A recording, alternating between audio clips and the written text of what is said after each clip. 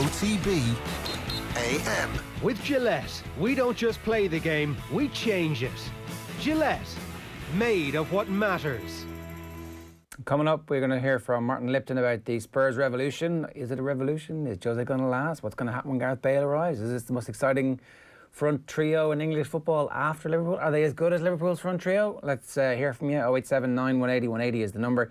Niall Kennedy is going to talk to us about his shot at the big time. He's the best Irish heavyweight of his generation, and he's got an opportunity now against an unbeaten top-ranked fighter to catapult himself into the world's top 20 and some big money fights. Irish Rugby's best 15 right now. We'll pick it ahead of the two Six Nations games that we have left. Irish watch in the Premier League and the Championship, deal or no deal, and all the breaking sports news coming your way between now and 10 o'clock this morning. As ever, if you want to get involved, use the hashtag OTBAM. First, here's a special look back at Armagh's 2002 All-Ireland football win. Enjoy. We've Enda McNulty with us as well, if you're just tuning in, and Joe Kernan, the manager. 22nd of September 2002 is what we're looking back on. So Joe, coming into that season, you obviously were very aware of the talent in the team, and you know, you'd done your stuff with Cross McGlenn as well. It sounds, listening to Benny, like you really felt there was an All-Ireland in this team. Yeah, the most important thing in the early stages, speaking to the players, there was so much hurt in every one of those players, and if there's not hurt, you know, a team can be a spent force, and maybe they took enough batterings to say, no, I can't do this anymore. And the three previous years, being beaten by the three winners of the All-Ireland, was hard to take. But these boys were so hungry for success that, you know, it only drove them on more. And they were a close-knit group, right? There was a few new faces come in, some newer blood, the likes of Ronan Clark, to freshen it up. But the backbone of the team was a crowd of boys. They were hungry, were close, were like brothers, and they wanted to go to battle again. So from that point of view, my job was easy. It was just pointing them in the right direction and maybe change a few wee things in the way we played. But they had the hunger and I had the belief, and certainly as the year went on, we both gelled well together. Joe, fact or fiction, did you take a couple of lads for a few drinks in Dublin before the semi-final to let the rumour get out that Armagh were on the lash down in Dublin?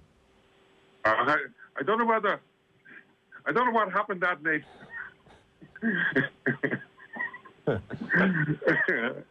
I'll say nothing about that. You do things at times for a bit of crack, and you know, sometimes you send out messages, but I can't remember that night. I think that's one of them things Benny Tierney started. One of them many rumours. So Enda, you were. I know often you and Justin, your brother, and Kieran McGeeney, you know, lots of cups of coffee around kitchen tables, and where are we falling short, and what can we do? When Joe Kernan talks there about the hurt that was in this group, I suspect you can remember that and relate to that. We're very fortunate when you look back now, and we're in a way we're almost ashamed to talk about the fact that Armagh only won one All-Ireland. But I guess because Benny mentioned and Joe mentioned, we're so proud of that one All-Ireland, and the team will go on to win more, please God, in the next 5-10 years and beyond. But one of the things that we now look back with those orange tinted glasses and recognise, we had amazing leaders. We had created a first-class culture. We had created an amazing winning mentality. They won 7 Ulsters as well as on All-Ireland.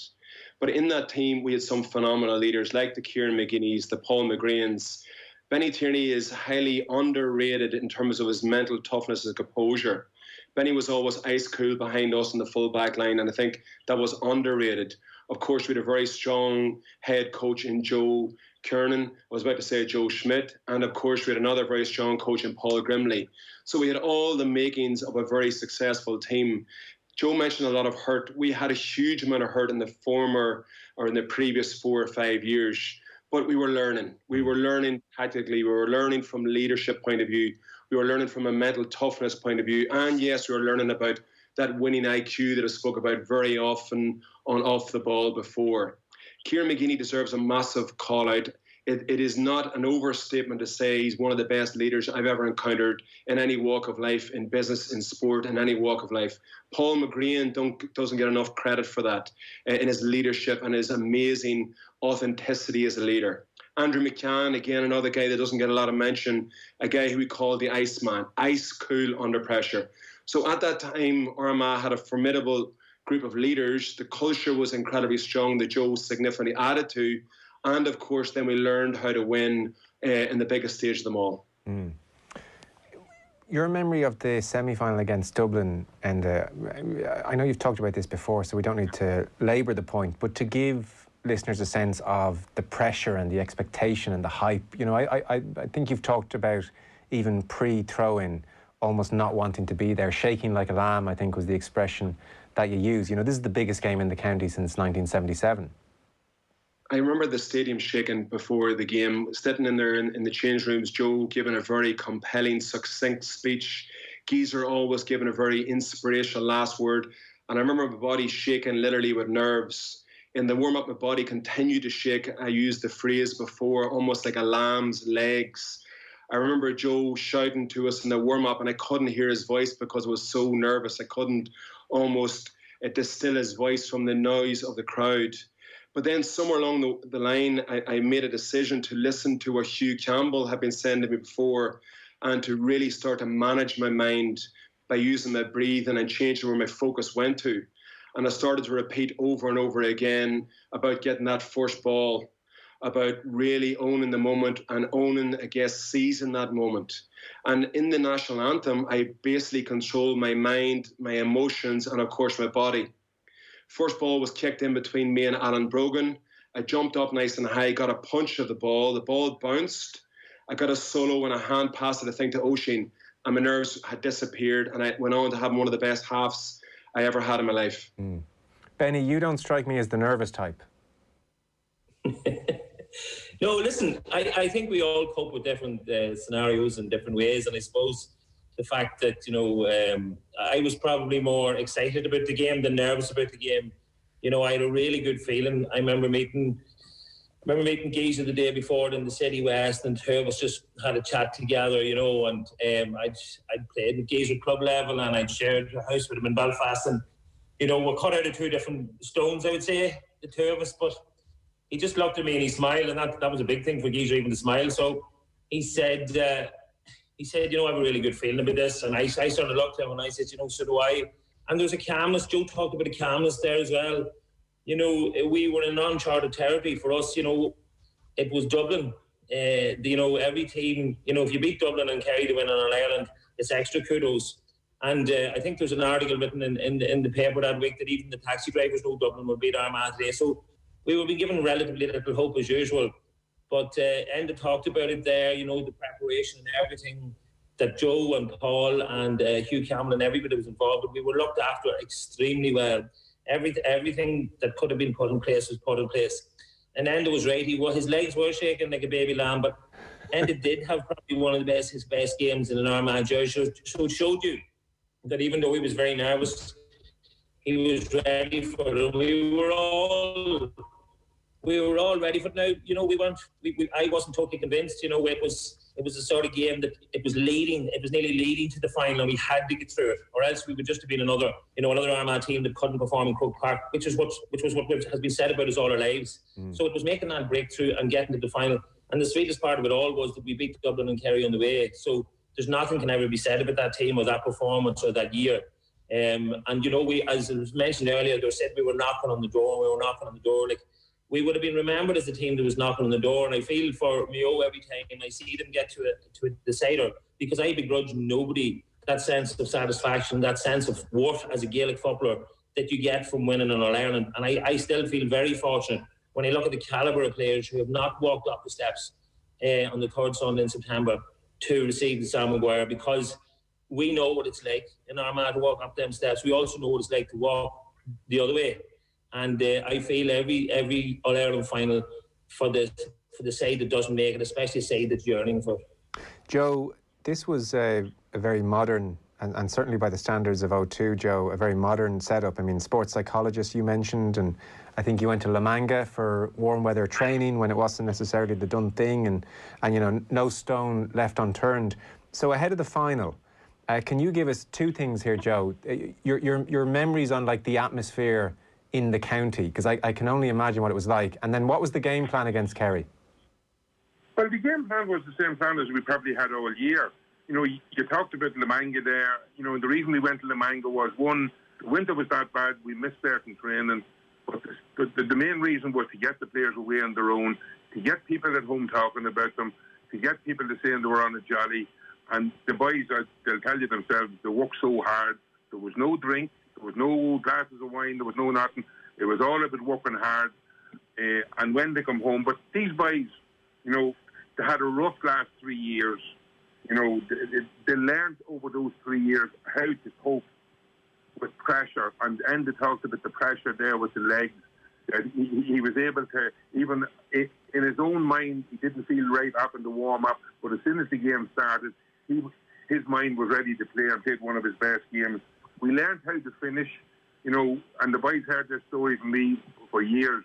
You know, you can play bad all day, but you can still finish strong and win. And that team learned how to finish strong. They were able to cope with the pressures. And that was the one thing that happened in the final. You know, with 12 minutes to go, we drew. We got the winning point, and we held out for 12 minutes against a Kerry team that are used to winning All Irelands and are used to coping, but we were the ones that coped on the day. So that was the difference in these boys, that they learned how to cope, learned how to finish, had the ability, we had the players, we had the leaders, but that was the one thing they were lacking, and it was coping on the big stage, and they certainly did that under immense pressure. 12 minutes to go and hell out against the Kerry team in an All-Ireland final. You know, there's not too many teams that did that, and they were deserving winners, and they finished off with the teams to beat on the way. And your memory of the build-up in the county, Joe, in advance? Oh, sure. You know, the place was mad, but there again, the boys coped well with it. You know, everywhere you went, and like we got the message out, you know, you got to stay away from it. We got the message to the parents, don't get the boys involved in tickets. You take control of the tickets. You know, everybody, we didn't want people annoying the players, which I'm sure it did seep in certain ways. But the boys, once again, were able to cope with it. And once we got into our own wee shell of training or going to the match, you know, once we got away together, we were happy. You know, we were in our own environment. We were in our own bubble as such. You know, and we were just kept building it up slowly. We tried not to get into us. But when we got away to Dublin that night, we relaxed in the hotel. You heard about the ladder then in the morning. You know, the only time it used to annoy me was going to the match on the bus, going in. That was the only time it used to get to me. I used to be sick in my stomach. But once you get into the stadium and you're ready to go to battle, you know, everybody just acts normal, looks forward to it, and give it everything they have. On that given day, it was amazing. The next 2 weeks after that was a bit rough. I'm sure it was.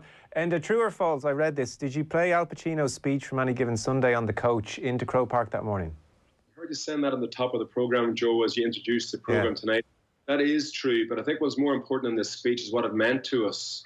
What it meant to us wasn't the inspirational words of Pacino. What it meant to us was that every single person had committed to getting every tackle, every block, every metre back that you tackled back for, and so on. So it wasn't the speech, it was what it meant to us, that everybody was committed to doing whatever it takes to go and win the game.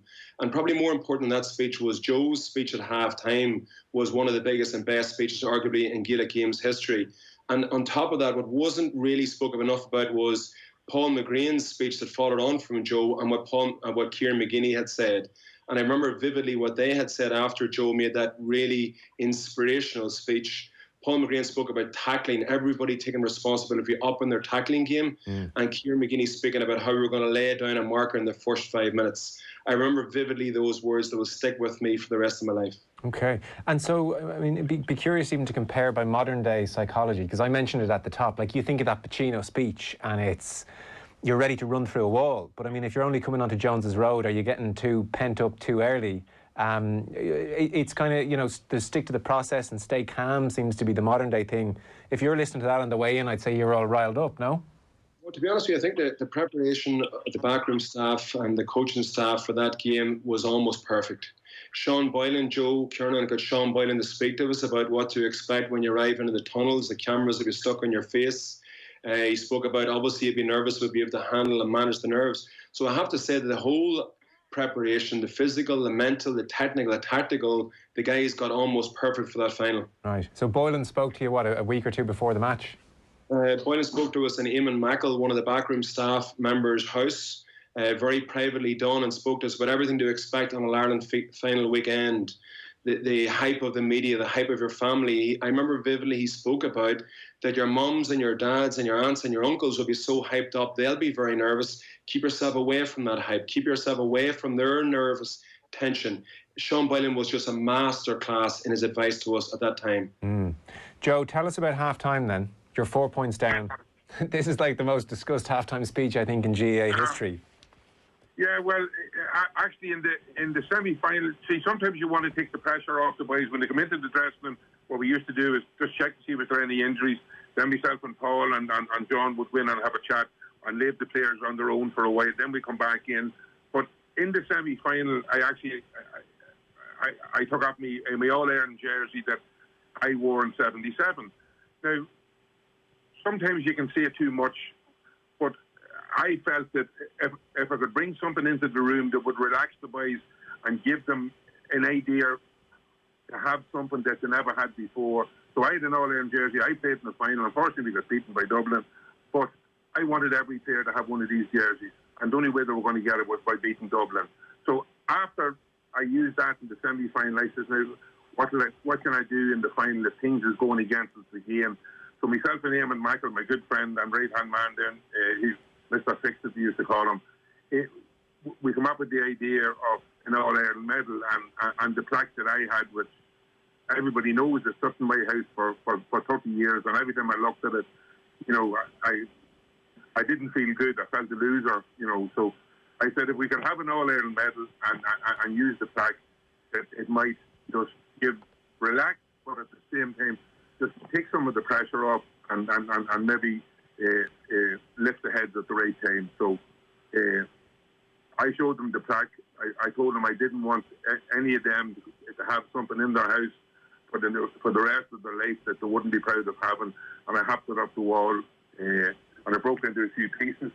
Eamon gave me the medal that he had. Eamon bought him. He had a medal that he bought in an auction one time, but it was an All-Ireland medal. I said, I want you to have this, you know, and then followed up by Paul and Geezer, and you know. But there again, these boys had learnt and prepared, you know, and we weren't going to throw it away at half-time. The good thing probably on the day was that we went in at half-time. Kerry maybe thought, you know, this is the old Armagh team. They're going to do the same thing, but they weren't. They weren't. These boys were ready. They weren't going to leave it in the dressing room. They weren't prepared to just hand it to Kerry, and they went out and done all the things they said they were going to do. The one thing about these boys, if they said they were going to do something, they did it. If it meant training extra, if it meant going through a wall, if it meant climbing mountains, they did it. They never questioned anything. And when they said they were going out and they're going to make life tough for Kerry in the second half, they certainly did that. And, you know, and then you go back to that 12 minutes where the ball was going back and forward and we fought and we scraped. You know, Tony McEntee came on that day, and I don't think he caught the ball once, but he toe poked and palmed 4 or 5 balls away that Kerry would have got and maybe got a score. You know, Barry Duffy coming on and scoring a goal against their own in the replay. You know, players that probably weren't seen. John Donaldson coming on and playing exceptionally well in the second half against Sligo in Navan, you know, and didn't get back in. But all those players and every member of that squad had an impact either in training, in matches, in talking in dressing rooms and leading. You know, it was just a wonderful group of boys, and they got their just reward eventually. I don't suppose your plaque was ever pieced together for you, was it? No, Eamon picked it up actually, and it's sitting here. I think it actually is in the museum in Croke Park, in the Hall of Fame, and they got it last year. But I think there's a bit of super glue went to work on it, and there was a bit of silver on it on the front of it, and over the years that fell off. But I never worried about it. So there was a plaque with a tainted colour in the centre and a bit of wood, about 5 inches tall, sitting looking at me every day for 30 years. So there's something better there now. Yeah, I'm sure there is. Benny, full-time whistle goes. What happens? Oh, I think pandemonium happens. I think there's a picture of me was splashed around every newspaper, and I think it shows me crying, and not knowing what to do. But it's funny, like, you remember the final whistle. Even though I look like someone who loves the attention, I don't like crowds. So I was deciding, right, I'm getting beside Geisha for this presentation. So I was sprinting, and a local book agent of my own landed on my shoulder, and he was roaring and crying. And I said, "Where were you?" And he says, "You said he was the top of the Hogan." So he come down from the top of the Hogan. He was the first person to hit me. But I remember also meeting a guy called Dominic Barnes, who would have followed Armagh from we were Division 4. He never missed a match, and I met him, and he was in a state of mass confusion. He didn't know where he was, and I got him settled and got him. He's an old gentleman, and got him off the pitch. But I thought it was ironic that I'd met Dominic, because he would have been maybe one of about 30 supporters, you know, that you would have played against in Division 4 against the likes of Tipperary, Kilkenny in football, believe it or not. And that's the journey we'd come on, and the journey that I and a lot of these players would come on. So it was so special, and it was so memorable to be beside Geezer as well when he was getting the cup. And it was one of those moments where you dream about, I suppose, from you're about 6 or 7 years of age, but you never think will happen to you personally or to your team. But I suppose in life I've been very fortunate in football, and it was a crowning moment, especially when it was the last game you play for Armagh as well. So you're going out at the very top, and I still get goosebumps when I think about it. But it was just pandemonium and get off the pitch, and as Joe said, the next 2 weeks were interesting. That's the cuteness of you, Tierney. Get in the photo right next to McGeaney when he's lifting the trophy. That's cute. Absolutely. And what are your big memories post final whistle? I mean, even on the night. I mean, I would say this time 18 years ago exactly, you're probably at the banquet and the Sunday game's about to happen and all that kind of lovely stuff. Some players get locked and they haven't drank in however long and they just want to go to oblivion.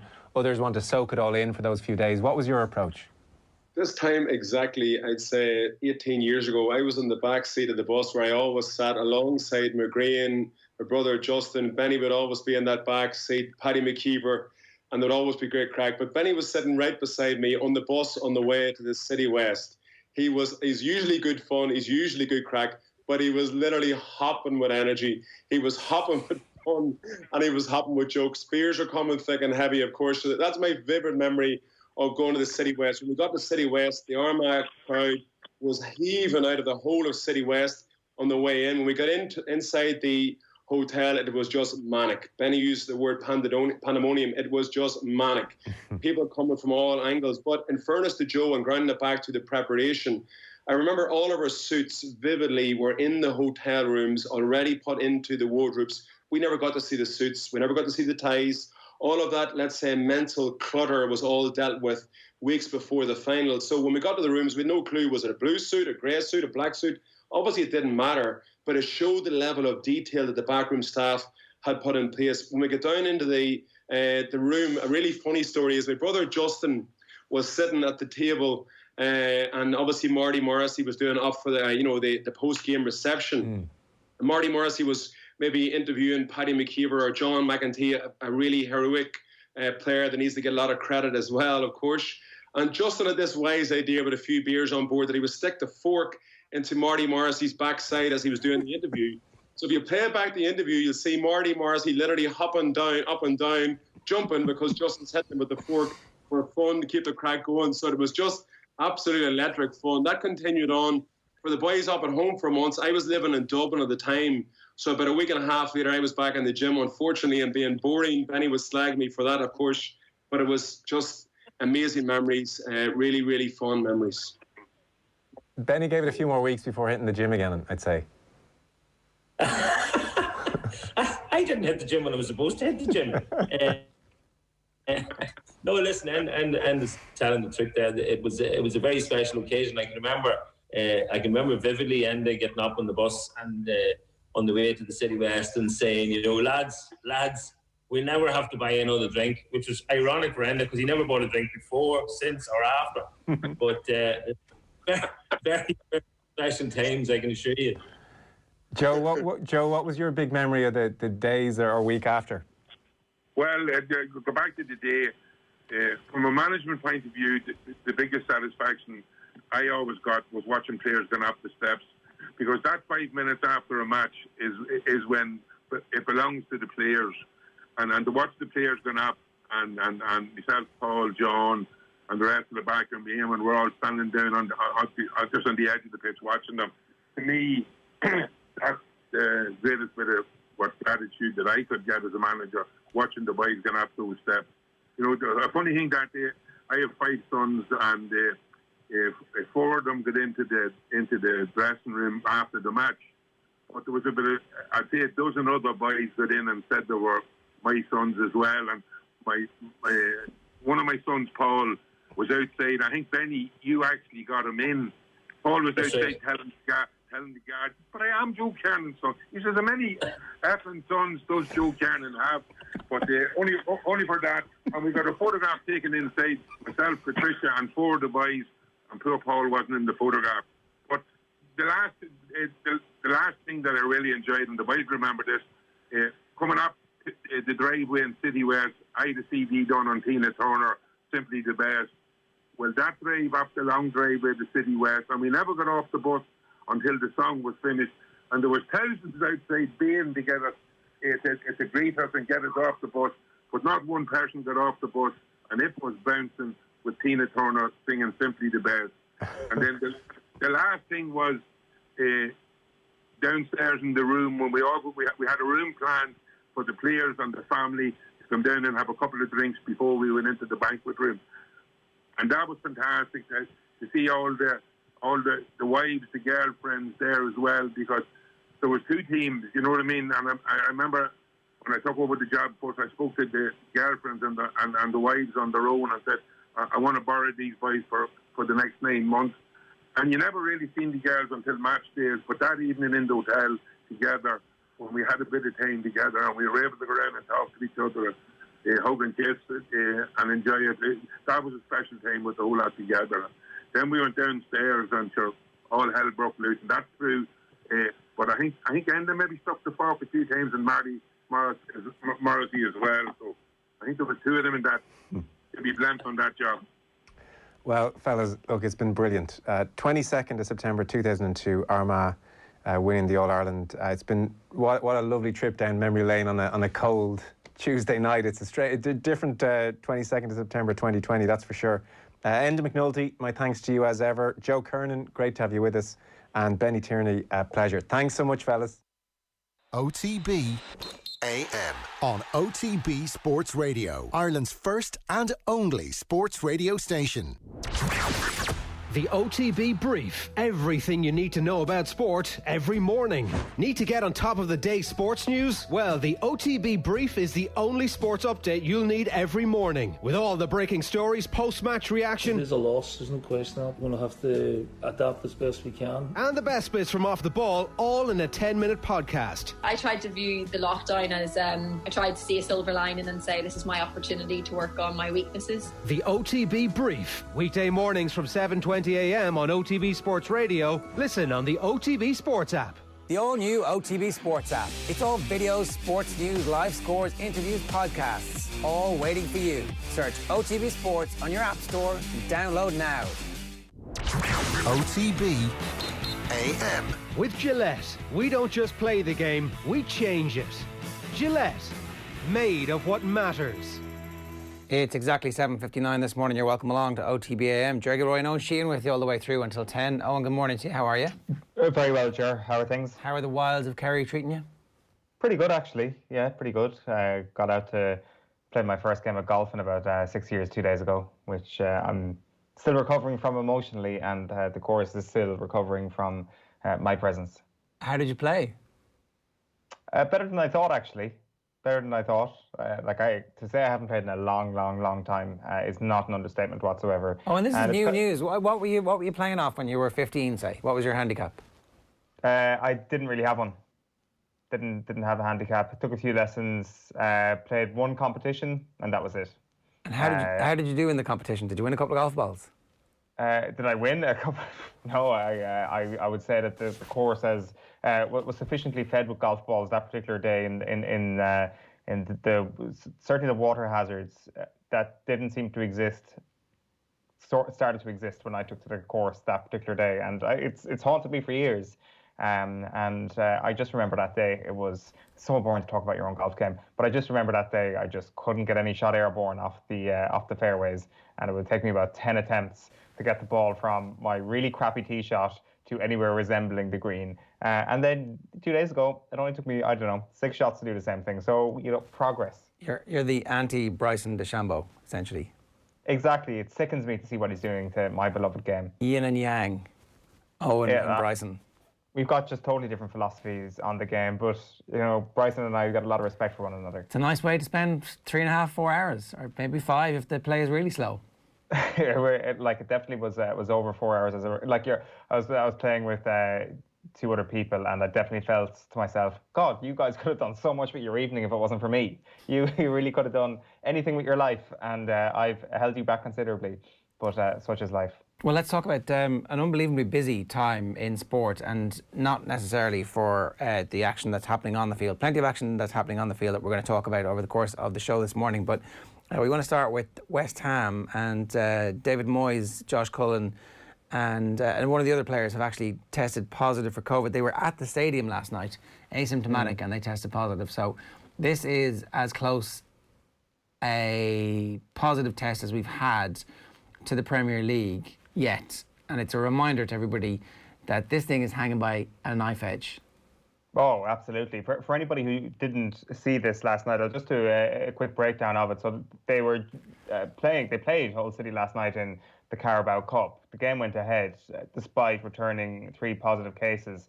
So on Monday, all the West Ham players were tested for coronavirus, and then 2 hours before kickoff yesterday, they arrive at the ground, and 70 minutes before kickoff yesterday, the tests come back. So as you say, David Moyes, Issa Diop, and Josh Cullen are the 3 who test positive. Both players were due to start the game, and all 3 were asymptomatic.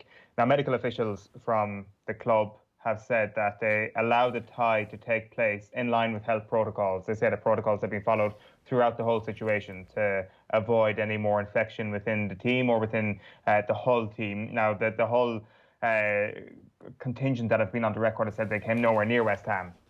But despite that, none of their players have been tested because testing is not mandatory in the EFL.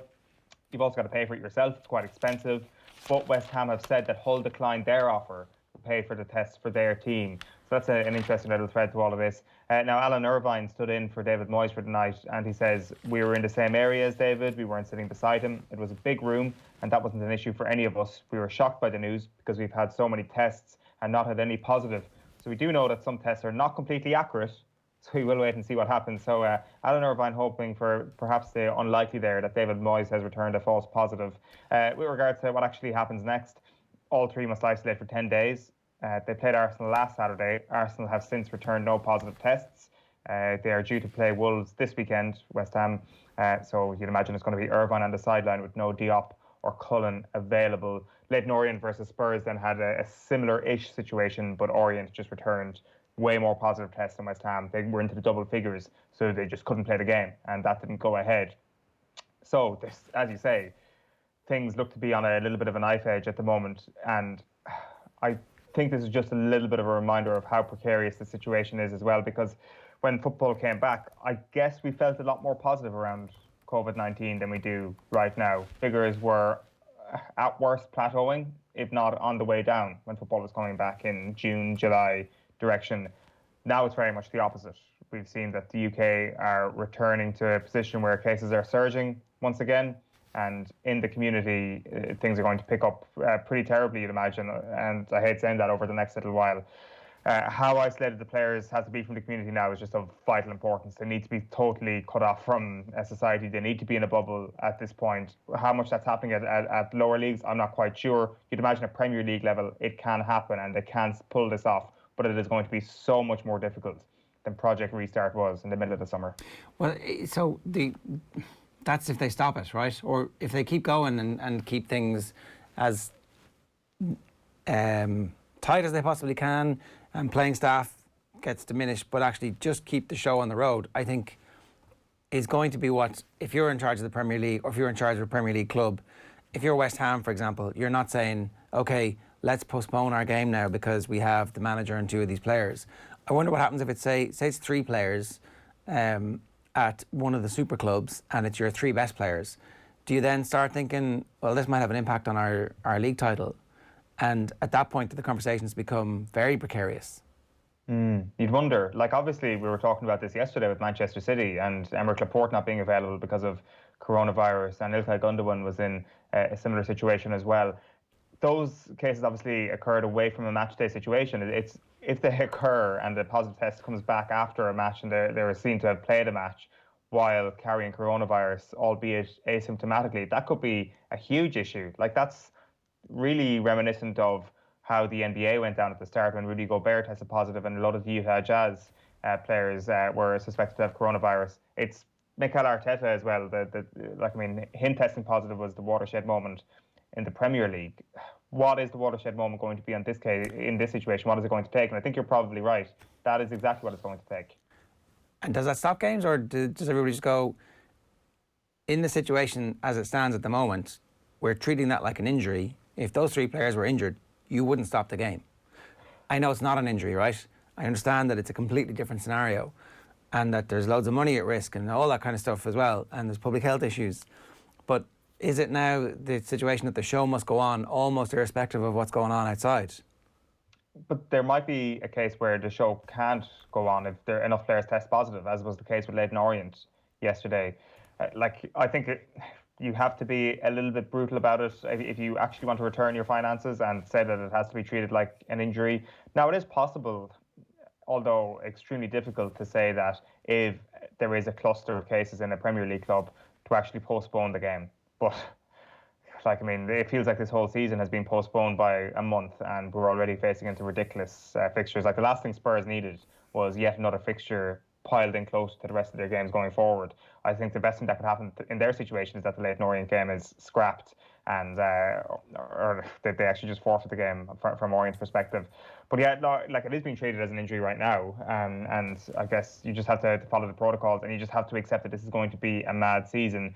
If this is as bad as it gets, I think the Premier League will get out of jail here pretty luckily, actually, because there's kind of a growing fear that there's going to be more and more of these cases. Yeah, it's more likely than not that there will be. 7 minutes past 8 this morning. Reminder, OTB Sports, in partnership with Cadbury FC, have kicked off a brand new series of in-depth chats with some of the biggest names in world football. The 3rd episode sees Gary Neville and Teddy Sheringham sit down for an in-depth chat, which will be brought to you on OTB's social channels and on OTB Sports Radio on Monday, the 5th of October. Check out cadburyfc.com for updates on promotions and giveaways. We're going to pick Ireland's rugby team for the remaining Six Nations games. We're going to join Nathan for the Irish Watch in the Premier League and the Championship. We'll bring you Deal or No Deal and all the breaking sports news.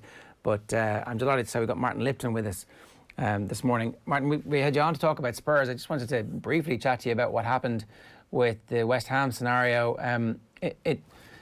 Hopefully it's as bad as it gets, but it could equally be the start of something where we need to get used to high-profile players and managers testing positive from Premier League teams. What is the scenario planning that has happened? What's likely to happen if this was, say, the night before or the day of a Premier League game?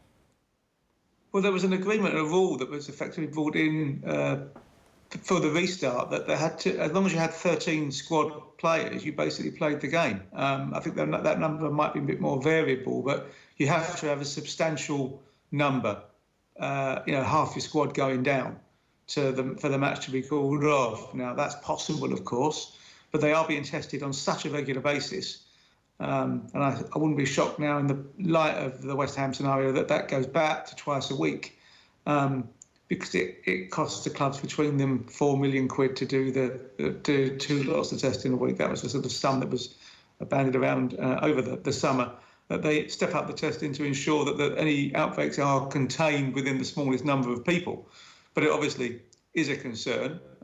West Ham are going to have their game at the weekend. In all probability, I think now almost certainly without the manager being present, because he has to isolate, having tested positive. So I think we've got an issue now that's going to be common over the season at pretty much all clubs. I'd be amazed if there's any clubs that don't have a single outbreak.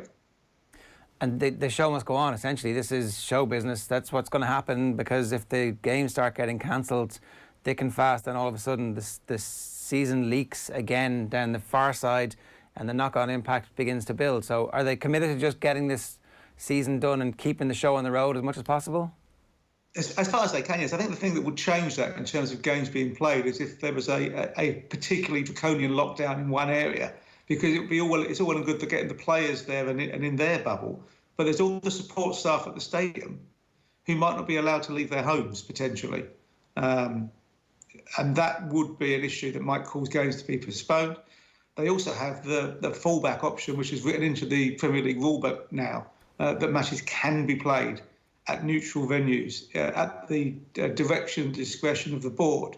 So whether or not the clubs like it, they can be ordered to play on a neutral territory, neutral grounds, just so the matches do get played. Okay, that all seems to make sense, and fingers crossed there will continue to be football, and hopefully the numbers start to come down as the new impacts, or the impact of the new lockdown begins to take place. Let's talk a little bit about Spurs. The reaction after the first game of the season was, oh my God, this is a disaster, it's all ruined. And the reaction after the second half, in particular of the Southampton game, is, wow, this is one of the best teams to watch in world football at the moment. So what's the actual truth about where Spurs are, do you think? I think as they all say, things are never as good or as bad as you might think, and Spurs are somewhere in the middle. I think looking at them, they're going to have goals in them, particularly when Bale is fit and flying. You can look at that front three and think, oh, they're going to score 3 goals every game. But they're going to have to, because they're going to concede as many, and therein lies the problem. Defensively, they are still weak. Central defence, they don't look convincing at all. Now, I think they improve immediately once Reguilon is able to play. It also allows them to play with the back three and have the 2 wing-backs of Reguilon on the left and Doherty on the right. Now, when Doherty's up and flying, you know him probably far better than I because of his performances for the Republic. I do think that gives them more threat as well. The extra defender could give them more balance, but they also still desperately need a second striker. Not to start, but to allow Kane not to play every game, because if Harry Kane has to play every game, he will get injured, because players get injured, and it's been proven with him over the last few years. If he overplays, he is prone to injury. They are still a little bit one pace, I think it's fair to say, in midfield. The interesting thing for all Spurs fans will be what happened with Ndombele. Was that pirouette to create the goal a flash in the pan, or a sign of things to come? Jury very much still out. I think Lo Celso, when he came on Sunday, gave them a bit more in terms of direct passing. But for what was expected of him when he arrived last season, he hasn't lived up to that. Are Spurs going to win the league? No. Are they going to contend for the top 4? Well, they'd have a chance, but they've still got to improve markedly. But then you look at some of the others, and United looked, any frustrations I had about Spurs' performance were rather put into better context by seeing the way United played, and indeed the way Chelsea have played in their first 2 games, despite winning the first one of them. They're all much for muchness, aren't they? It does seem that they're all going to come together at some point, Martin, and that the frailties will be exposed at varying times. The question is, I guess, how do you stop those frailties appearing as often as they do with Tottenham Hotspur? And quite often it can be a question of the back line as well. How do you think that they are fixed at centre-back with Eric Dyer in this position that he has professed to love so much now this season? I do think there's a real chance he ends up playing as part of the back three. Where he arguably had his best football under Pochettino when he dropped into the 3 alongside, then it was Alderweireld and Vertonghen, when Spurs were in possession, but it was a different shape went out, and it's that sort of thing where he perhaps works better there, and he's bright enough to do that, but they do need a defensive leader. Clearly, he's not going to play Alderweireld every game. He's missed the last 2, having started the first one. I think he still has doubts over Sanchez. We know that indeed from the documentary, when he had to dig at him out of his performance in the Europa League final all those years ago for Ajax. They are looking at central defenders. There's the Korean lad who plays in China is one. They've also looked at Sheahan. They've looked at a few. I think they need to get one in urgently, a physical line leader, which of course is what all Mourinho teams have had. He likes experience and solidity at the back. And he likes pace up front. That's a Mourinho side. He likes to play off a 9. But without the defensive discipline and aggression and shape, they're going to be exposed. All of last season, they were horribly exposed defensively. And they've also conceded far too many goals from set pieces. And again, this season, they've conceded 2 goals from set pieces and threats from others. They've got to sort that out.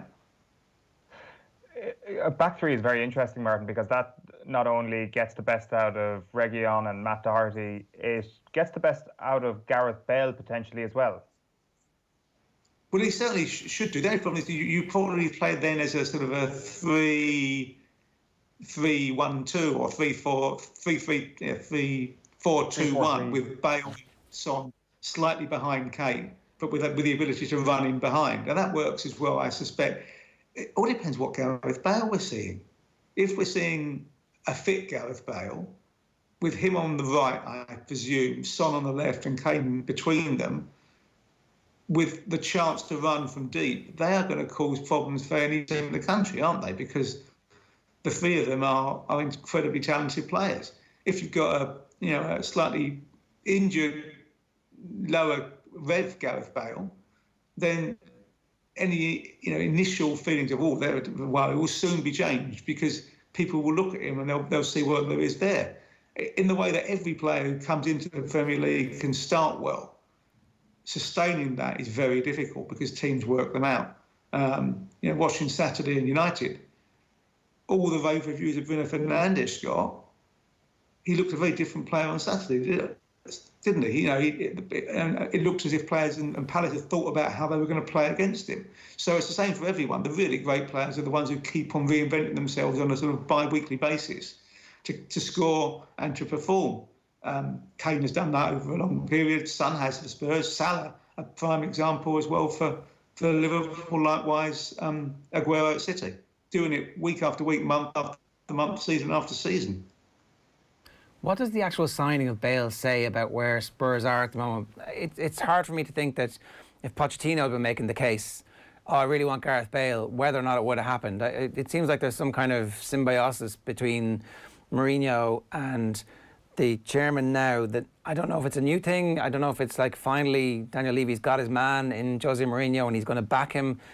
Am I reading too much into this? Well, you have to look at the signings that were made by Pochettino and suspect that some of them he's made because he doesn't want to sign star players. He wants to create stars rather than sign them. Because Spurs had money. He never really went out and never pushed for a big name player. It was always, I'm going to skip the ones I don't like and improve the team by bringing somebody else in. Maybe it's different, but it never felt that way. Mourinho, is going to push.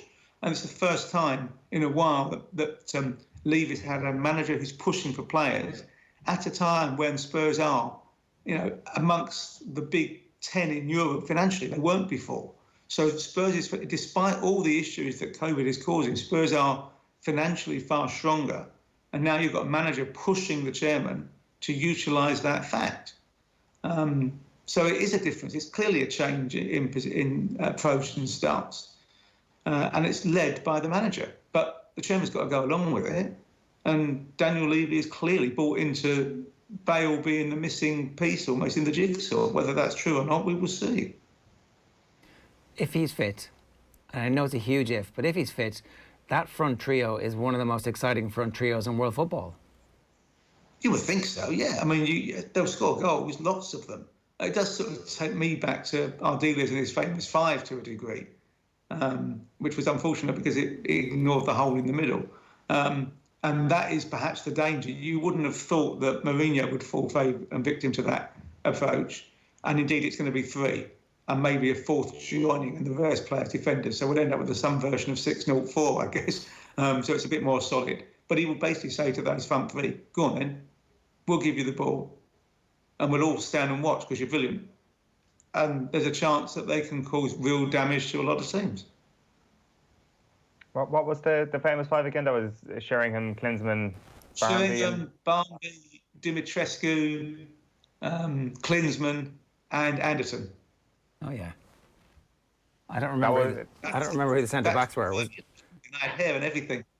That was as much down to the kind of crazy approach by that 5 and their attacking philosophy. Like this is one of the potential frustrations that might exist over the next little while. Is that the pieces might all be there. The questions are whether or not Jose Mourinho actually wants to utilise them in an offensive manner, in a manner that might actually get the best from them. well, it's on him. If he doesn't work at Spurs, he doesn't get, I don't think, another big job anywhere. He knows that. So there's no, if he wants to be Portugal manager, he can do it tomorrow. But I think in his mind, he's still got one more big job after Spurs. He won't get that if he doesn't do well at Spurs. So it's incumbent upon him to sort it out and get it right. And that means making big decisions. And I think there has to be some departures as a consequence of that. And we're probably going to go into them fairly soon.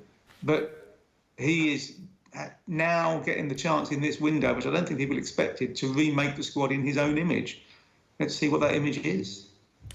Dele Alli obviously is one of those that is linked with a move in most of the papers today to PSG on loan. We were chatting about this before we came on. How calculated was the whole documentary and the scenes where, as far as I know, the club have some element of editorial control over it. So obviously somebody at Spurs thought, do you want this to go out? And Mourinho was like, yes, I do. Yeah, I think it clearly wants to send out some messages and explanations. Everyone at Spurs is still telling me that they do not want to lose Dele Alli. However, I think it's fair to say that perhaps Dele Alli might fancy a short-term, if not long-term, move from Spurs at the moment. Therein lies a different scenario which the club has to attend to and deal with. I think that there are people who are disappointed with Ali's development, or more personally, his lack of development, which I think is a bit unfair. I mean, at his absolute prime a couple of years ago, he was playing as a second striker, and he's had a completely different role for 4 years. That's tough, you know, and he's, I think at times struggling to find his role in any team, which includes why he's not getting a game for England for over a year. There's talent there, is unquestioned. Look at those statistics, they bear that out. Look at some of the goals he scored. But he does appear to have stood still for, if not gone backwards, for a fair old while. Where is his best position? I think it's very close to the striker. In the hole behind, perhaps, or running on from behind and past. Because he doesn't have to be worried about dropping deeper and being technical and part, you know, he needs to be free to just go and cause damage. That, I think, is where his best place is. So like a 9.5 or a... That's the thing, yeah, I think that's about right. Between a 9 and a 10, not quite a 10, not somebody who's coming deep and getting on the ball, but somebody who's... definitely not a 9, but he's, you know, he'd have been fine in an old-fashioned 4-4-2, you think, as a second striker. Yeah, and there's a bang of David Platt a bit off the goals that he scores, arriving kind of unseen, but you don't have a midfield constellation that allows that anymore. In terms of the Matt Doherty role, we were very interested to see that he was one of the ones immediately name-checked by Mourinho as not being fit enough after the first game. It was like, well, you don't really want to get on Mourinho's bad side because he can just decide that you're going to be one of his projects for the year, and he talks about you incessantly. And, you know, we saw what Luke Shaw, the man-marking job that he would do from the touchline on where Shaw's position was at every moment of the game. And that type of micromanagement, not great for your career, not great for your self-confidence. What do you expect the role that Doherty will fulfil? If they do go to 3 at the back, it's fairly obvious. But if it stays a flat back 4, what kind of responsibilities will he have to be an attacking player? Well, very much so, though it's slightly, because, you know, often with Mourinho you get one fullback who goes out and the other who sits. Last season at Spurs, all the attack came down from the fullback, came from Aurier. He's not very good. Doherty's a far better player. So if Davis is in the team, for whatever reason at left back, the onus is on Doherty to be the attacking weak fullback because the other one won't. With Reguilon on the other side, it's a bit more of a balanced team, you feel, so they can both at times go forward. But obviously, when one goes forward, the other one has got to be willing to get back. I think what he would have liked on Sunday was the way Doherty got up in support in the first 5 minutes for the goal that was disallowed for Kane, because the ball's played left. You don't expect the right back to be on the end of the cross, heading the ball back into goal. Now, Mourinho would have been very impressed with that, I'm sure, because that's exactly the energy he's looking for. But he's under pressure to deliver and be a significant upgrade on what they had. But they think they bought that. They think he is that, and they think he'll just, get into some sort of proper physical shape. Most players aren't in shape at the moment. They're all over the place. We know that. They've had a mess of a summer. The season was chaotic at the end of last year. So it's not surprising that he, among others, was named. I thought he was poor against Everton. I didn't think he was great against Plovdiv last week, but I thought he was significantly better on Sunday, and hopefully that improvement will continue for him. I'm sure it's in there. You know it's there. But Mourinho expects a lot of him, unquestionably. As long as he gets his pressing game out of him, like that was one of the questions that he had after the Everton defeat. Was there an improvement on that front? Like I think, the Southampton game was just such an anomaly in how Hasenhüttl approached the game that it was hard to even get a sense of how Spurs were without the ball in the second half. Yeah, they didn't. It was such a bonkers game. I don't think you can judge anything on it other than the fact that they're going to score goals. I think a real test, the more accurate, relevant one will be Sunday, because we know exactly how Newcastle will play, which will be they'll sit extremely deep, look to counter. So can Spurs press from the front, force the errors in the way they didn't? The corresponding game last season summed up the Pochettino demise. They played Newcastle in their fourth game at home on a Sunday, had all the ball, never looked like scoring, and lost 1-0. A performance like that, and the question marks will arise again. A performance full of brio and conviction and push and press and then goals. And people think, OK, the Everton was a misstep, but they've got back on balance now. Can I ask you, Martin, do you feel that the Amazon documentary has been a positive or a negative for Tottenham Hotspur? If it ends up with Amazon sponsoring the stadium for £25 million a week, it's been a massive it's been a massive positive. I think it's widened the audience of the club globally, and that's what they need at the moment. I think if you look at it, it wasn't the hagiography that the City one was. I thought it was quite interesting. It wasn't as much fun as the Sunderland one was, because that was just a total car crash, wasn't it? That was brilliant fun to watch if you're not a Sunderland fan. But I think Spurs fans would have enjoyed it. Rival fans would have enjoyed taking the mickey out of it. I don't think anyone gets hurt by it. Apart from the fact that, the doctors are terrified of Mourinho and that he is unbelievably religious, which I thought I knew it in the back of my mind, but didn't realise it before. I do think some of the stick that Kane has got for his team talks is a bit unfair, because I also watched the Michael Jordan thing, and all he ever said was, what time is it? Game time. And he's some marvellous leader. And Kane gets stick for swearing a couple of times. Come on. Team talks are never good. They're never good in retrospect in the cold light of day. Unless you're actually in the room and you're the subject of that team talk, they're always cheesy and weird and there's always a bang of David Brent off them. Oh yeah. You know what they also are? Utterly irrelevant. That's the other thing. Utterly meaningless. The only thing that matters is getting the tactics right and playing well. Yeah, if you play well and the team has a plan, more often than not, you're going to win. Certainly if you've got better players. Good player syndrome. Yes. Shocking. It's true, and it's the whole way through history as well. The good players, even the great Barcelona team and the great Spain team, they all had amazing players. So the coaching, let's wait and see how those coaches all end up doing afterwards. Last question for you, right? The Mourinho thing, everybody always has the Mourinho clock, and we can see over the last number of clubs that the clock has been fairly consistent about how long it is before he burns out. Everything accelerated over the last couple of jobs, and there was a sense maybe until Bale arrived, I wasn't, and with the documentary, I wasn't quite sure what the clock was here, but it feels like he might have found a kindred spirit. Is there a sense you think that we are like he has plenty of time at the moment, or does success need to come this year? There's an expectation of success. They want silverware. They want to be better, and he will be judged on that.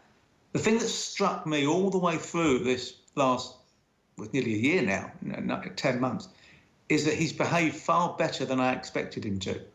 I thought he'd have been throwing toys out of the pram very early, because that's what he tended to do. And each stage of his career, his patience tolerance threshold seemed to diminish. But he's been extremely well behaved. He hasn't caused ructions really at Spurs, in a way that I think he realises this is his last chance at a big club as well. He's got to do well. But he knows that Levy will give him the opportunity. I saw the bookies yesterday, had him as 6-1 third favourite. That's only because they're looking for mud punters. Because there's no way that Mourinho is going to be the first manager to leave his job this season. It's just not going to happen. He's going to get the season, unless there's a spectacular implosion on the pitch, which of course might happen, as we saw at Chelsea the season after he won the title. But the mood at Tottenham seems to have changed. The signing of Bale has given real bounce to everyone, the fans in particular, but I think in the dressing room as well. You know, who wouldn't want to play with a player of that quality? The signing of the left back shows that there's a plan. So 2 fullbacks have changed. That's the difference from the squad. So he's mixed up the dressing room. So I think you never know with Mourinho, but I think he's in a good place. It's going to be always fascinating to watch. Great to talk with you, Martin. Thanks a million for joining us. Sure. Thank you. It's Martin Lipton giving us some thoughts on the situation at Spurs. If you want to get in touch this morning, 0879 180 180 is the number. Bang on 8:30 here on OTB AM. Going to talk boxing in a moment with Niall Kennedy. I want to tell you about this though. The Nike Football 2021 Liverpool FC third kit has been inspired by the checkered scarves and flags that adorn the cop during each home game. The gold Premier League winners patch and also the UEFA Champions League winners patch are available to be printed on new sales of the 2021 third shirt. The new kit is now available to pre-order in-store and online. Check out our Twitter and retweet the competition post to tell us how many successful passes Thiago played against Chelsea to be in with a chance to win this new third jersey, and we'll announce the winner before the end of today's show. Coming up a little bit later on, we've actually picked our starting 15 for both games, Eoin, not just one game, for both games. It's the Italy game and the France game in the Six Nations. A lot of money riding on those games, and I don't mean in the sense that people are gambling heavily on it, but from the IRFU's perspective, the difference between finishing first and second in the championship is huge. The difference between finishing second and third is huge.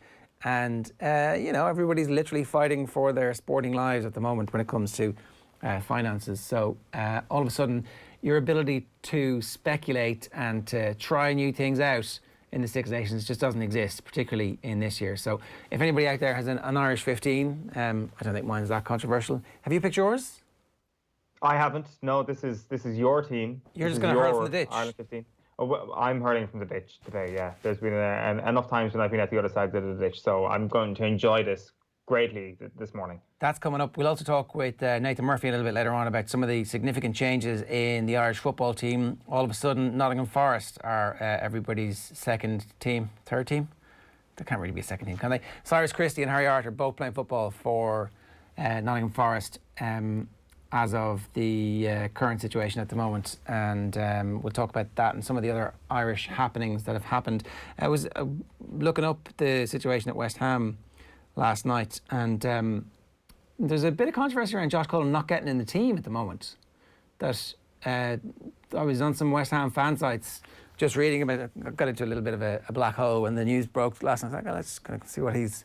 They're like, oh, this is ridiculous that he's not playing at the moment. Why is he not playing? Why is David Moyes not like him? Why is David Moyes trying to get rid of him? He's one of our best players. I was like, right, I didn't realise that.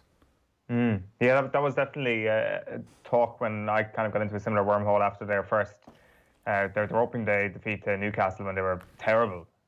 He was one of the names that they kind of brought out as somebody that David Moyes should be giving a go to. And he did reform the system a little bit against Arsenal at the weekend, and they looked a lot better. And perhaps last night was going to be a little bit of a trial run in that system under Moyes, but obviously it didn't happen. So he's going to miss this weekend against Wolves as well. So it's just a huge blow for him, really. He looks like somebody who is going to make waves in that team this year, though, because you'd imagine they're going to lose enough games that everybody's going to get their chance eventually. Okay, that's a succinct way of putting it. They're very bad, and so they need to try everything that they possibly have. Well, hopefully he forces his way in on merit as well, and hopefully he's asymptomatic according to all the stuff we read in the papers today, and hopefully it stays that way. 8:34 here on OTB AM. Niall Kennedy is up next talking about his shot at the big time. First, though, here's a Paul McGinley clip from last night's programme. This is a longer chat worth seeking out, where he's comparing Bryson DeChambeau and Pádraig Harrington and loads of other stuff after DeChambeau's dominant victory at the US Open at the weekend. Have a look. McIlroy, your thoughts on him? Tied 8th. 3 under day one. You know, if you take it from that point, because it's so often he's blown himself out of these things on day one. But then on the two toughest days, the Friday he shot a 76 and on the Sunday he shot a 75. You often use the phrase an exam, you know, different exams. He's not passing those tougher exams. No, he's not, Joe, and that's a worry for him. That's something he needs to fix, because he's got the skill set. There's no doubt. We've seen that, and we all talk about how talented he is, but I think that talent turns against him sometimes, insofar as it brings a lot of expectation. He knows he's the guy. He knows a lot of guys are looking at him, and knows everybody, a lot of us in the game, paint him as the best player in the game, and I think that brings a lot of expectation. I think he struggles with that. Do you? Even though he's had that expectation since he was a prodigy teenager. Winning majors is expectation, Joe, and I really do. I really do. I mean, he gets himself in contention, and then he gets himself out of contention. And then when you think he's out of contention, you get himself back in again. And I think that's, that burden of expectation with one so talented. And he's not the only one to do it. I mean, you take somebody like Ernie Els. I mean, this is a huge hurdle for somebody so talented, is dealing with that expectation. It's a difficult place to be in, that favourite, that position where everybody's expecting you to perform. You're almost cornered. I remember Nicholas saying this to me years and years ago, when I had dinner with him. I just turned pro, and he elaborated a lot during that dinner on the expectation, how he found Trevino such a difficult opponent, because Trevino always put him in a corner where he couldn't win. He said all he did was tell everybody in the media and anybody who wanted to listen how great Jack Nicklaus was, and everybody should come and watch this guy. This guy's amazing. Everybody should come and watch how talented this Nicklaus is. And he said, you know what? I felt it. I really felt that place. I had nowhere to go because I was cornered. And guys who are so talented, it is a big challenge for them. Of course he's done well and he's won his tournaments and all, majors and all of that kind of things. But, we're 6 years waiting on him to win another major, his fifth major. And, the pressure is building. It's not going the other way. And we saw that with Montgomery's career. We saw with Westwood's career. The further into their career they got, it didn't become easier to win majors. It becomes more difficult. And it's a tough place to be for any sports person, sports team or athlete. Yeah, you'll get that podcast on the Golf Weekly strand. Just subscribe to the Golf Weekly on the OTB Sports app. That's the best place to get your podcast from OTB these days, and it's all for nothing. So, look, let's move on. Boxing, and I'm delighted to say Niall Kennedy is with us to talk to us about his shot at the undefeated Croatian Alen Babic. Good morning to you. How are you getting on? Morning, how are you? Yeah, good. This is one of those things that you've been waiting for a long period of time, and finally the news comes through. When exactly did you hear that this fight was going to get made? It was strange. We were in training for a separate fight. We were training and hopefully fighting October the 3rd in Vegas, and that fight fell through with the fact that we couldn't get into America. So this fight happened. And then Pascal has good connections with Frank Smith and Eddie Hearn in England, and they sent them a message and said we were ready. So they came back with Alen Babic then a couple of weeks later. So Alen Babic is 4-0 and all his fights have finished within 2 rounds. He's clearly a heavyweight that they're trying to bring along as one of the ones that they think could get catapulted into that tier of fighters who, is just under the tier of the superstar heavyweight. So in many respects, they want him to win this fight. Oh yeah, I'm not a fool. I'm not being brought over to win, and it's a fight that he's heavy favourite for. But I don't know why really. He's only had 4 fights. He hasn't been tested against any heavyweight, and so when we got offered it, we jumped at it. We thought it was a fantastic opportunity. It's a fantastic opportunity for me to showcase what I can do on television and over this side of the water as well. Like I fought mainly in America, so this is nice to be at home nearly. How much do you know about him? Same as what you do, I suppose. I've seen a couple of his performances. He's explosive. He's explosive. He's a loudmouth as well now, and I don't get into that, but he likes talking, and I think he's a promoter's dream, so that's why he's doing so well. Like he's savage persona, or what he wants to class himself as, but he's doing, like, he couldn't argue with what he's done so far, but he's doing it against small men. Like that Shondell Winters was a cruiserweight, like, and I'm not a massive heavyweight, but I'm a heavyweight. I'm going to be 6'3" or 4", and no, I am 6'4", but I'm going to be about 16 stone 2 on the rope or on the scales. So he hasn't dealt with that. There's he's a lot more questions to answer than I will. Like I believe I've answered all the questions he posed. I've sparred and boxed massive men, and the box is as aggressive as him. Like Sean Turner, years ago, we would have sparred lots of rounds and would have had a very similar style to this Alen Babic. Now, probably not as quick and maybe fit as Alen Babic, but would definitely carry more power. So he doesn't have the surprise thing that frighten everyone. To me, and as a heavyweight, you have to expect that. And he's very raw, very wild. Yeah, it's a good fight for me, I think. And look, I know no one ever thinks beyond the next fight, but what would a victory in this fight and the opportunity to showcase your talents on the matchroom circuit and on Sky and all that kind of stuff, what would that actually do for you and for your career at this point? For my career, it'd be massive, and that's why we jumped at it. I lost, as well, I lost. My last fight was a loss last year. It's 14 months ago nearly now, and I have to get back big, and I have to win. Look, we'd have probably liked a fight to get going, get confidence up, but this came and it was far too big an opportunity. A win here would sort of derail the loss, so put me in a higher place, put me in a better bracket really going forward. So, it was way too important to turn over, and things happen for a reason. I believe that this is one of those things that's happened for that reason. I think he's ideal for me, to be honest with you. I'm not going to have to send out a search team looking for him. He's going to be in front of me. I think it'll be exciting, it'll be fun, and I'm really happy with the fight. The fight's 11 days away at this stage. How close to being ready for a fight were you when the fight was made, and where are you in that process now in terms of fight camp? Yeah, today is probably my last sparring day, I think. Our work is done. Yeah, I think they hope that the short notice, and they play games, matchroom are class act. They play games with you. They in theory give you the fight, and in theory have everything, but they don't confirm anything for about 2 weeks, 3 weeks notice to try and catch you on the hop.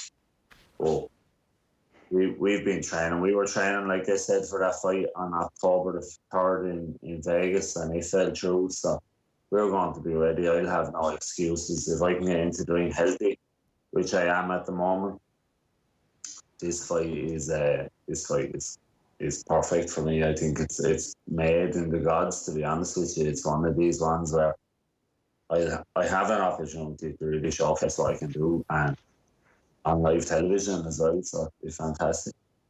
Now, you mentioned there how there's a game to be played quite often in the sport where they might not give you the fight for a few weeks to catch you on the hop. How wary do you have to be of people who play games like that in the sport? Oh, boxing is mad. There's lots of games. It's entertaining, to be fair. But look, Pascal and me, Pascal's probably less of an agent than me, but we were well aware. It seemed like a little bit of a game.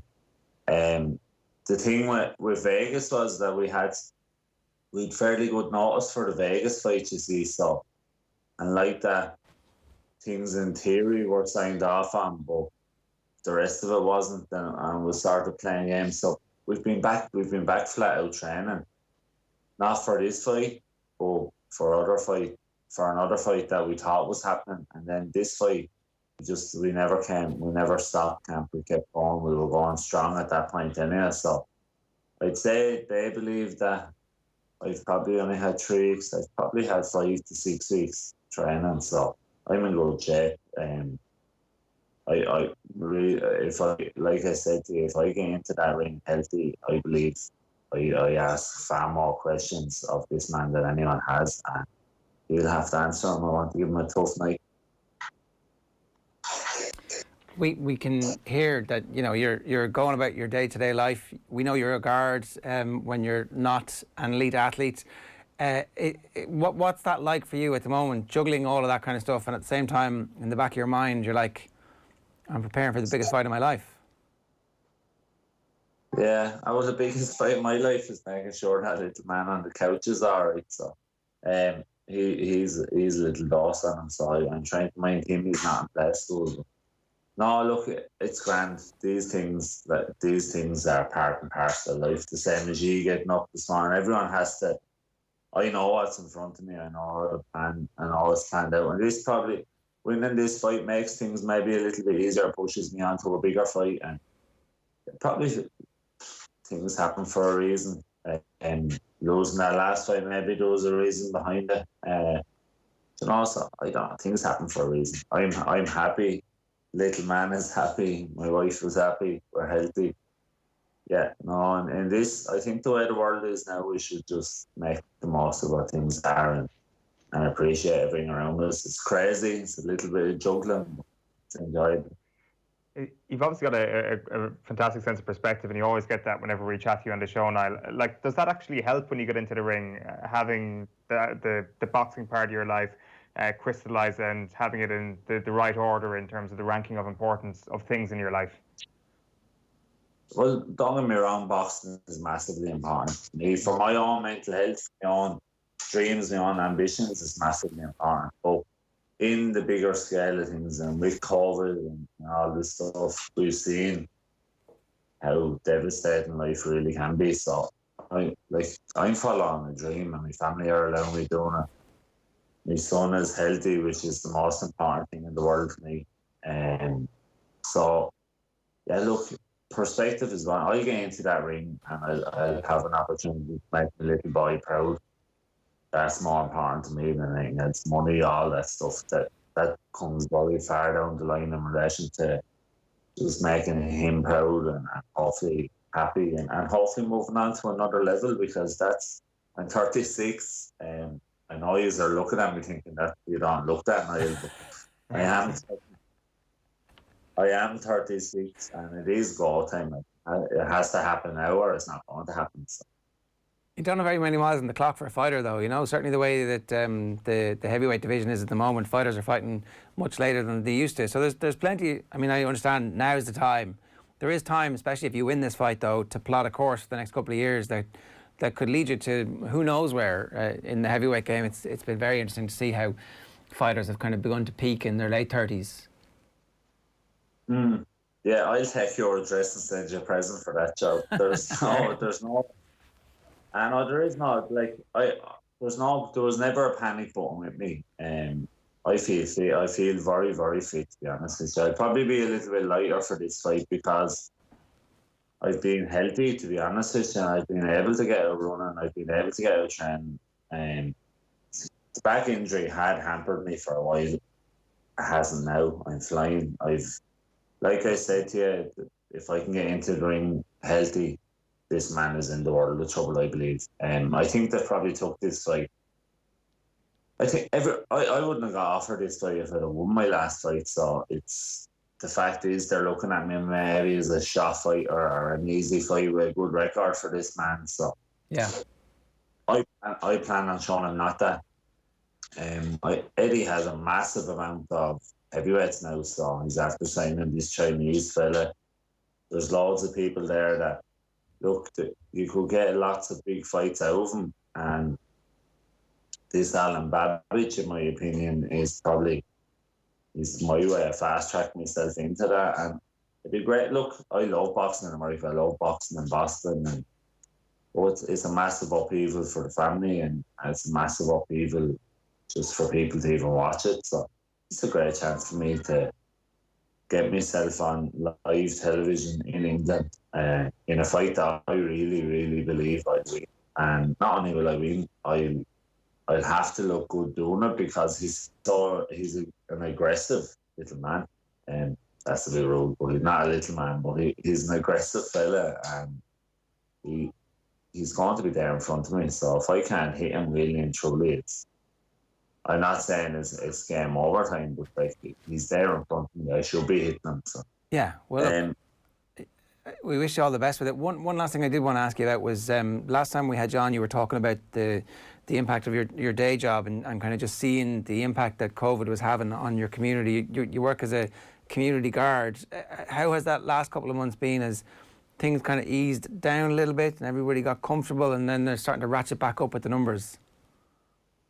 Yeah, at strange times. The only that really is strange times. I think people are probably coming back into that initial stage of fear and panic again a little bit. Numbers are coming up, and and the government are coming out with guidelines, and we're sort of unsure of guidelines that are coming out. And it's hard. People are struggling with it a tiny bit, and anyone that's in that vulnerable bracket is probably in a little bit of fear. But look, it's hard. Just my only message, if anyone's watching, your local guard station will help if they can in any way at all. Don't be afraid to ring, or don't be afraid to ask for help. And look, we have to try. I think this COVID thing is something we're going to have to try and live with now, unfortunately. So.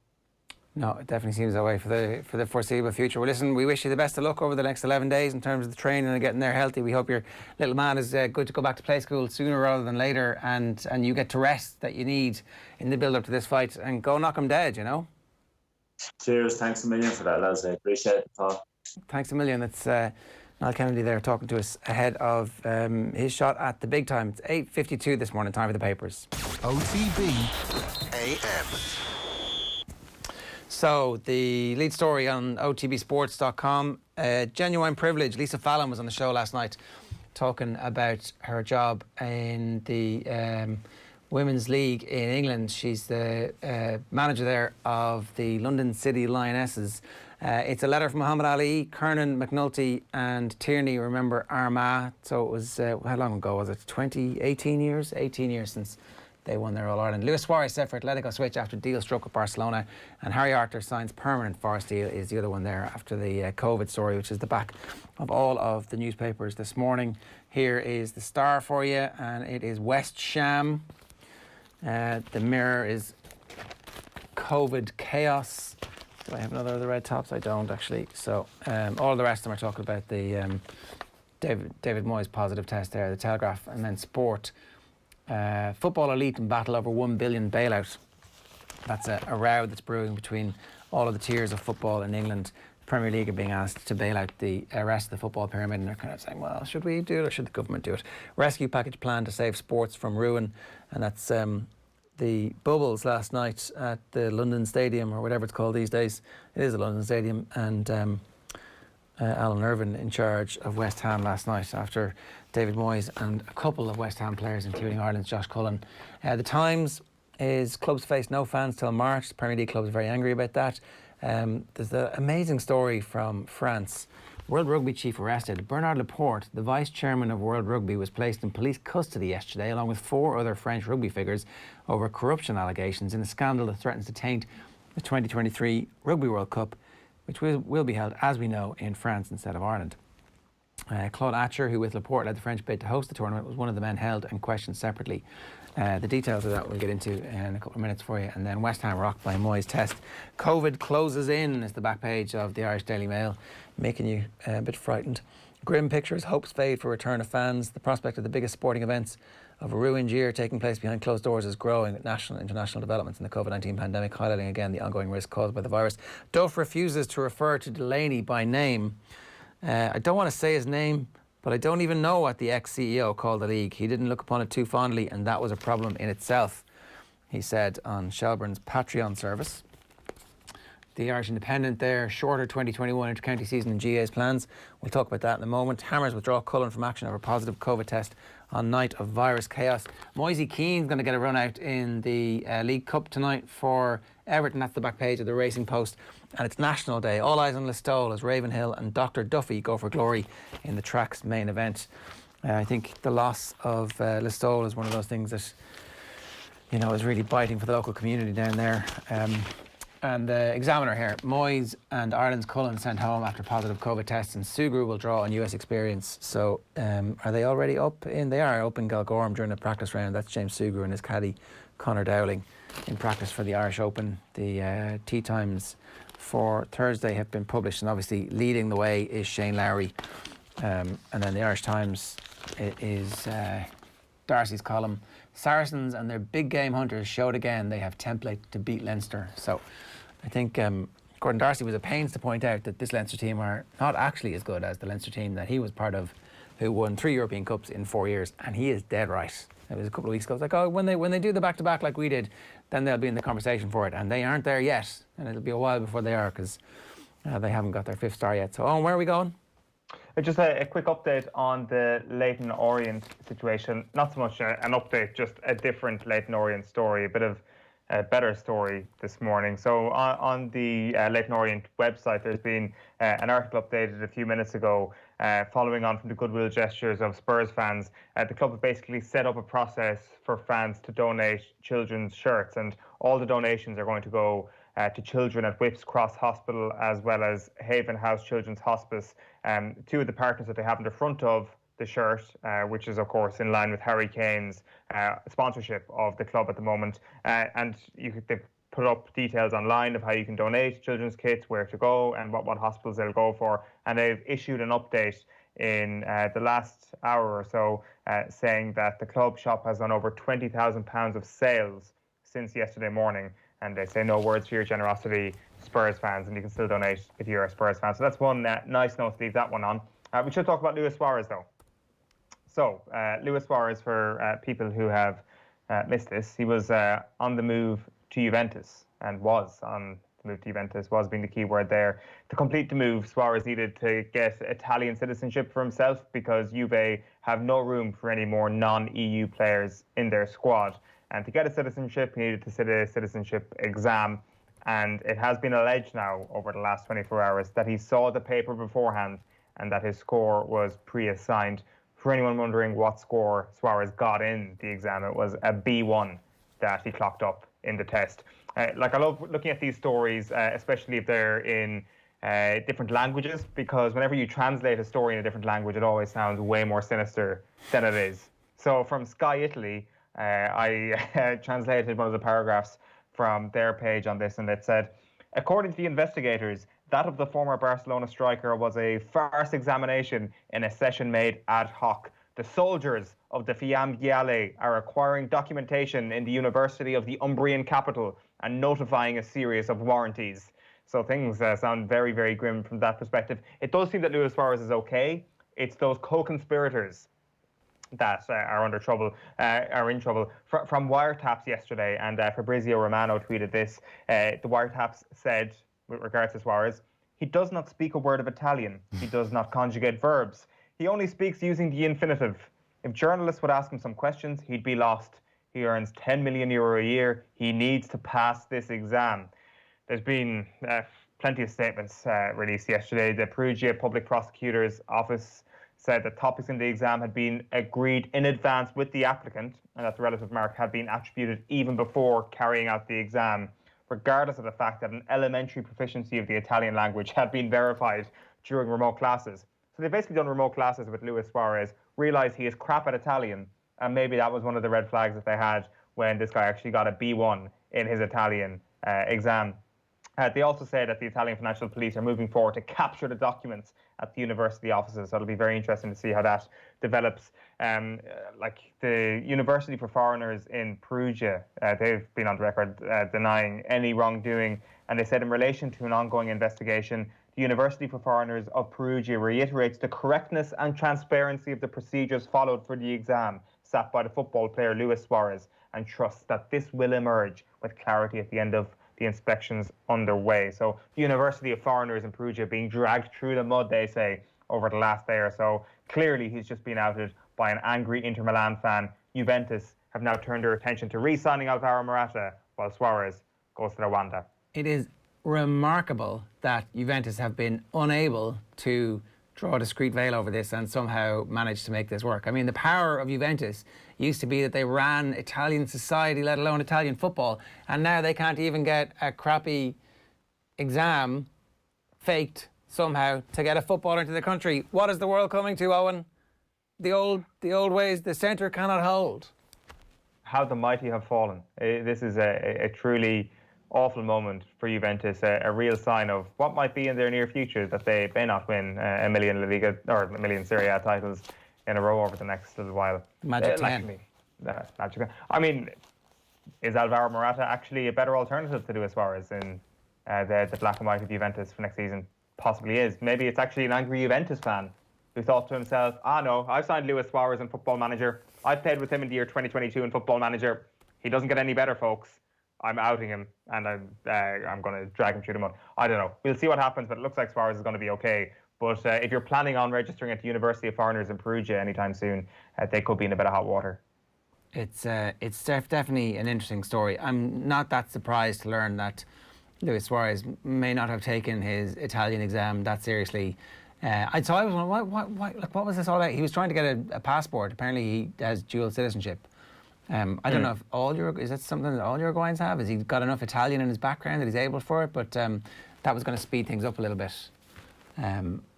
Yeah, well, like he needed to become a full citizen because of the rules in Serie A at the moment, and Juventus are packed with non-EU players, so that was the issue he needed to get over.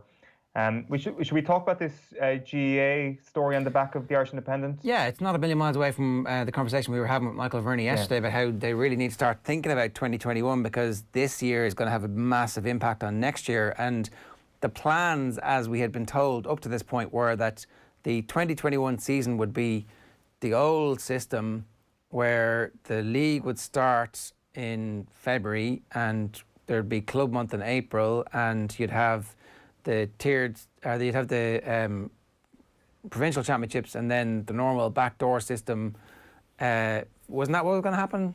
It was with Super 8s. Was the last year Super 8s? Last year Super 8s, yeah. And as you say, Tier 2. That was supposed to be this year. So that's what next year was going to be. Sorry, yeah, of course. Until. Or is there a Super 8s and a Tier 2? And with a tier, maybe I actually can't even remember if there was now. There have been so many different things, but they can't do that because they're not going to have the 9 months of the year to do it in. No, they're not, and it's a point that, as you say, Michael Verney raised yesterday. It was raised, I think, at the Examiner as well last week. This possibility of essentially having the season that will be taken up by the National League. So instead of 8 teams of 8, divisions of 8.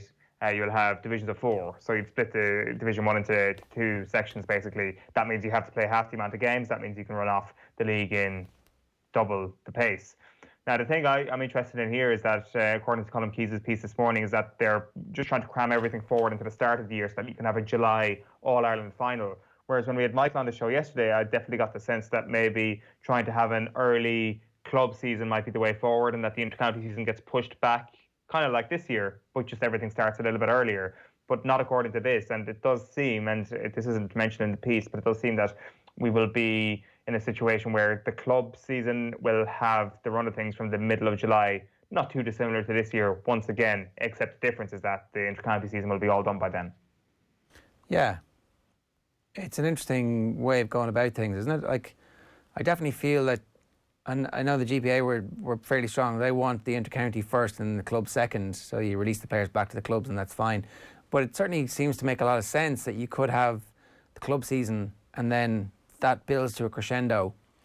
And then you get the opportunity for the best club players to emerge into the sunlight of the summer and go, actually, I'm rolling over from winning my club senior or intermediate and then doing really well because bear in mind there should be provincial and All Irelands next year as well, whenever this actually ends up working. And then those players would be, so you'll finish with All Ireland club finals and then there'll be a week break and then all of a sudden it's inter-county action thick and fast. That could be amazing, wouldn't it? I love that idea of, first of all, it's actually very similar to what we're going to have at the moment, where a lot of us are watching a lot of club games. We've had them more available than ever. We all know who the most on-form club players are. The managers all know that. There will be a club player who hasn't played for the county team before who will get called up to the county scene in pretty much every county setup this year. And that's a real positive. That is the thing that they should be trying to encourage for the next few years, because it's an added incentive for the very best club players as well, that they might actually get a county call-up for having a good season with the club. Now, the split season is what this is. That's not expected to actually be brought in until 2022. So there is going to be some difference. Like, we should say this is all still very much in the pipeline. We don't know what's quite going to happen. Like, the idea of the April club month looks like it's going to be shelved for next year. But the way they're talking about it, they can do a split season next year. Like, they can do what they want. Yeah, they really can. Until December, they have the powers to do whatever they want. That's a key point as well here. They don't have to go through Congress. And that could be vital as well, where if there's consensus in a room and it makes sense, they can actually go ahead and do this thing without having to hope that 66% of people from around the country have to vote for it. And the value of that is that then you have the evidence of a successful year. When the following Congress comes around, everybody in Congress is going to have to vote to go back to something that's working, that didn't work, against something that we've all seen work. This is the biggest window of opportunity to fix the entire system that has ever existed. 100%. And like the real test will be when you have a full inter-county season with everything that the GAA wants to do with it. And I'm like, you're talking about round robin groups in the hurling championship. How do those two things exist? Like, I think there is a very easy way to make that happen, and I think we've seen a sign of it this year as well. And I think this year should be used as the example, and this is the work I've done earlier for the rest of the GAA community to show how it can be done. And when the organisation has its backs against the wall, it tends to operate quite well. There is almost a laziness about how the decision making has been taken in the past with the organisation. This was a case of emergency this year, and the end product is pretty good. Right. OTB AM live in association with Gillette. Good morning. Start with Gillette, giving you the confidence to tackle the day ahead. And a reminder, get the OTB Sports app. It's in the App Store. You can download it on Google Play, or you can download it on Apple on the App Store. And it costs you nothing, and it's absolutely brilliant. It's the best place to listen to our radio station. It's the best place to listen to this show. It's the best place to listen to all our podcasts as well, because we ping you a little notification and we give you all the sports news that you want, and it's absolutely flying at the moment. So we're going to pick an Ireland 15 for the 2 remaining Six Nations games, and we'll explain why it's important, and Neil Treacy and Eoin Sheahan are going to poke holes in it, so stay tuned. OTB AM. This is OTB Sports Radio. Off the ball. I scored a goal in some kind of celebrity thing that I managed to get invited to, but Bez from the Happy Mondays was a goal. Oh Jesus! He didn't put up much resistance, but he had the decency. He's a good goal, Tom. That was one of the highlights of my life. Like, he was watching the match. His head had been in goal. It's like, oh, that was a good goal, Tom. Off the ball. Weeknights from 7 and weekends from 1. This is OTB Sports Radio. Live 24/7 on the OTB Sports app. Into sports. 20 yards out. Ursh to shoot. Dungeon. Oh, what a goal from Fabinho. Wow. Then get into the all-new OTB Sports app. I think when he apologises to me, I probably will say hello to him. Yeah, no. Videos, sports news, live scores, interviews. If Fabregas is going to come up to me in the street and give me some of the mouth that he would have given me on a football pitch, what do you do? You get a slap? Plus exclusive content on the OTB Podcast Network. The biggest names in sports. Ready when you are. Search OTB Sports on your app store and download it now. OTB AM. With Gillette, we don't just play the game, we change it. Gillette, made of what matters. Neil Treacy, good morning to you. How are you? Not too bad, guys. How are you doing? Yeah, well, we've been talking about the existential crisis that faces Irish rugby. So, same thing we've been doing for the last 2 years here on the show. What's your take on this as our resident rugby expert? I think it's far from crisis, particularly on Leinster's level. Like, it is maybe a little bit worrying that we've seen a trend where against Saracens and I would say Exeter maybe as well to a slight degree, and then against the English national team where there has been a physicality issue over the last few years. But I think it's something that, I wouldn't necessarily be worrying too much about it. Like, Leinster have won, they have won 4 trophies of the last 6 available. They've been to the last 3 they've been to 2 Heineken Cup finals in a row prior to this, the semi-final before this. And losing out in the quarterfinals. Even Munster, granted, haven't been winning things. They've been getting to the latter stages of these competitions. So I don't think all in all it's particularly worrying. I think it's actually quite promising as well that we're starting to see Ulster getting back to the levels they might have been at back in 2012 or 2013, where they were actually getting to the latter stages of competitions as well. So I wouldn't be panicking too much at all. How do you fix the physicality thing, though? That is probably a more of a slow burner. I think in the short term, you probably work around it and try to find things you can do where you can actually maybe try and avoid a few of those physical confrontations. Because I think maybe a little bit of the problem Ireland were having, or the Irish teams, was they were actually trying to go at Saracens and take them on physically. And similar, Ireland were trying to do that with England as well. They were trying to take the English strength and actually, try to use it against them and to just basically stand up to it. Whereas I think maybe if you might actually have to recognise that if there is a bit of a problem there, find a work around it, and don't end up in as many confrontations on the pitch. Try to keep the ball alive a little bit more. Try keep it out of the tight five. Try have less set pieces, less scrums, less lineouts, and try to keep the ball in hand maybe a little bit more. Don't knock on, basically. Don't be knocking on the ball, lads. Yeah. Or don't give away penalties. That's a bad thing to do in general. So I should be the head coach, to be honest. Well, look, I mean, that attitude. Become a consultant. It's more lucrative and less pressure. That's what you want. Right, so Ireland are playing in the two remaining fixtures that we have left in the Six Nations. We've got the Italy game, which is obviously cancelled because of COVID, and then the France game, which was never going to be played at that stage after the first game got cancelled. So we were talking about this a little bit earlier on. This is not just a free shot for the Ireland head coach and the Ireland coaching ticket. The prize money for the Six Nations is not something that we would have talked about in the past as being hugely important or hugely relevant, because the IRFU were and always have been well run and rich. They sold land out by City West and they were sitting on a big pile of cash wondering, what are we going to do with all our money? We were speculating about maybe they should be buying London Irish or buying one of those teams in America. And now, since COVID, it's like, ooh, lucky that they were sitting on that bed of cash for these years, because the game faces an existential crisis in Ireland, as Philip Brown told us here when he was talking to Keith Woods, part of Keith Woods' State of the Union. So the prize money is unbelievably important. If any team does the Grand Slam, which you can't do this year, you get a $1 million bonus.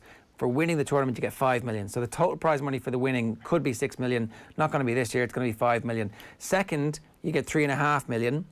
Third, you get $2.5 million. Fourth, you get $2 million. And fifth is 1.5. Every 500 grand is another few jobs saved for another 6 months. And I'm sure the players are acutely aware of this. So what do you think the appetite for experimentation is going to be here, Neil? I would say it's going to be low enough as well.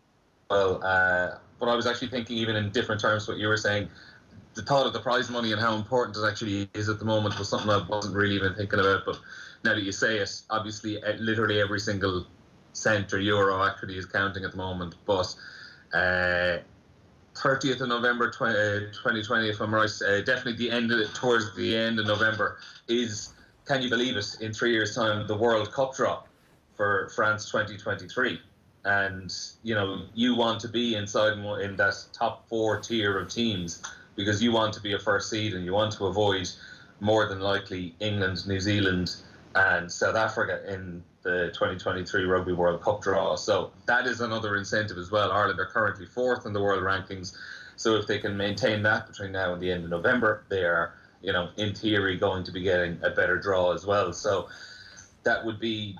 Otherwise, this Autumn Nations League as well, it would have been a prime territory to actually experiment and throw in some new players and try out some combinations. But I think the fact that the World Cup draw is coming up in November, and the fact that there is a Six Nations title and a Grand Slam in theory there to go for, and as you said, with the financial situation the way that it is, it's tough to experiment and it's tough to justify experimentation. Important to win your group in the World Cup, it turns out, to try and avoid New Zealand in the quarterfinals. Just another bit of advice there for the Ireland management setup that we'll give them for nothing this morning. We're giving the good stuff away. 087 9180 180 is the number if you want to get in touch here and complain about my team. So for rather than picking one team for the Italy game, which I don't think makes any sense, because these two matches are going to be played back to back, and actually one game is more important than the other. But giving some players the game time and the opportunity against Italy to see what they can do is going to be hugely important too. So we're going to go first with the game against Italy. Cian Healy's on 98 caps and got injured in the Six Nations, and I thought, I wonder how bad that injury is going to be. Is he going to get the opportunity to get to 100? I think over these two games he's going to get to 100, assuming he's fit. So my front row is for the Italy games Healy, Kelleher and Furlong. And in the second row, that's assuming Furlong is fit, by the way. There are some assumptions around fitness here. I think we've heard Furlong is close to fitness. I don't know what the Kilcoyne situation is. If Kilcoyne is fit, he's definitely going to start one of these two games, and I don't mind which of the two games he starts because I think he's right there. But I haven't seen any suggestion yet that he's just back and totally ready. I've put Ryan Baird and James Ryan in the second row for the Italy game. I've gone with CJ Stander at 6, and I'll talk about that in a moment. Stander at 6, Peter O'Mahony at 7. Now, it's O'Mahony / Josh van der Fleer / Will Connors in that situation at 7, and Caelan Doris is at 8. Cooney at 9 for the Italy game, Sexton at 10, and then a centre partnership of Bundy Aki and Gary Ringrose for the Italy game with Keith Earls and Andrew Conway on the wings and Jacob Stockdale at full back for the Italy game, because I think that I want to see what Stockdale can do. Okay. Are we going to do this team first and then do the... You may as well, you may as well just bring in the big hitters, some of the people who've missed out there, obviously Robbie Henshaw gets in for the France game and stuff like that. So you may as well go through the France team. So the France team is next, and again, it's if Kilcoyne is fit, it's Cian Healy / Kilcoyne, and the other one's coming off the bench. I've gone with Rob Herring for the France game because he did nothing wrong in the Six Nations. Furlong if he's fit, obviously. Ian Henderson comes in for the France game. James Ryan. It's Caelan Doris at 6. Jack Conan at 8 and Peter O'Mahony at 7. It's Conor Murray and Johnny Sexton. It's Bundy Aki and Chris Farrell. What? It's Jordan Larmour and Keith Earls and Andrew Conway at fullback. Right, the first thing you have to say about this is that you have to be excited about it. But I thought you said at the outset here that this wasn't going to be a method of experimentation for Ireland. How can you possibly put forward an Ireland team that you say is going to be one that you trust in on form in terms of previous output for the country, and not have Robbie Henshaw in either starting team and in either squad? I think if you're picking your subs, does he even make your 23 on either day? Well, I suppose there's room for discussion around the subs. It depends actually, right? For the France game, I was just thinking there. For the France game, maybe we have a 6-2 split, in which case Robbie Henshaw 100% is on the bench because he's so versatile and can play basically anywhere across the back line apart from 10 and 9. So you're ending, if you're Andy Farrell, you're ending Robbie Henshaw's involvement with the starting 15 now, done, over. Sorry, Robbie, you've got to really work your way back into the starting team. It's gone. That jersey's been taken off you. Bundy Aki and Chris Farrell. I mean, if physicality is an issue for the Ireland team at the moment, let's get them in and see what they can do, and let's keep everybody on their toes. There's an absolutely case that nobody should feel like they're nailed on in this team at the moment. Well, sorry, go on, Neil. I think Ireland are in a position in specifically, I would say, centre and also then at open side flanker, where they can actually, game by game, they can actually have a kind of a horses for courses selection rather than this is our first choice centre partnership. This is our first choice open side flanker, because at flanker you pick Peter O'Mahony there. You kind of hinted the way it goes as well, though, because you're saying, it could easily be Josh van der Fleer, it could easily be Will Connors, it could easily be someone like Jack O'Donoghue in Munster, it could easily be Geordie Murphy. There are actually so many options in not just the backer, but specifically at open side flanker as well. Personally, I probably would actually be going CJ Stander at 8 and Caelan Doris playing at number 6, because I've been really impressed with Doris playing at 6 over the last few weeks, and I think CJ Stander is more natural in himself than at 8 as well. I just think it works better. I don't think CJ at 8 though actually hasn't had the ball playing skills that we've seen that you need to have to be. So is CJ Stander going to make it at 8 for the Lions? I don't think so, but Caelan Doris might be that player who. Look, right now, if I'm picking a team to grind out a 15-12 win, I'm probably picking CJ Stander. But with a team that I think I want to next year be able to compete for a Grand Slam, I want Caelan Doris at 8. Why don't you keep him at 8 then for the France game? Because I think Jack Conan's form at the moment is slightly better, and he's keeping him out of the Leinster team at that stage.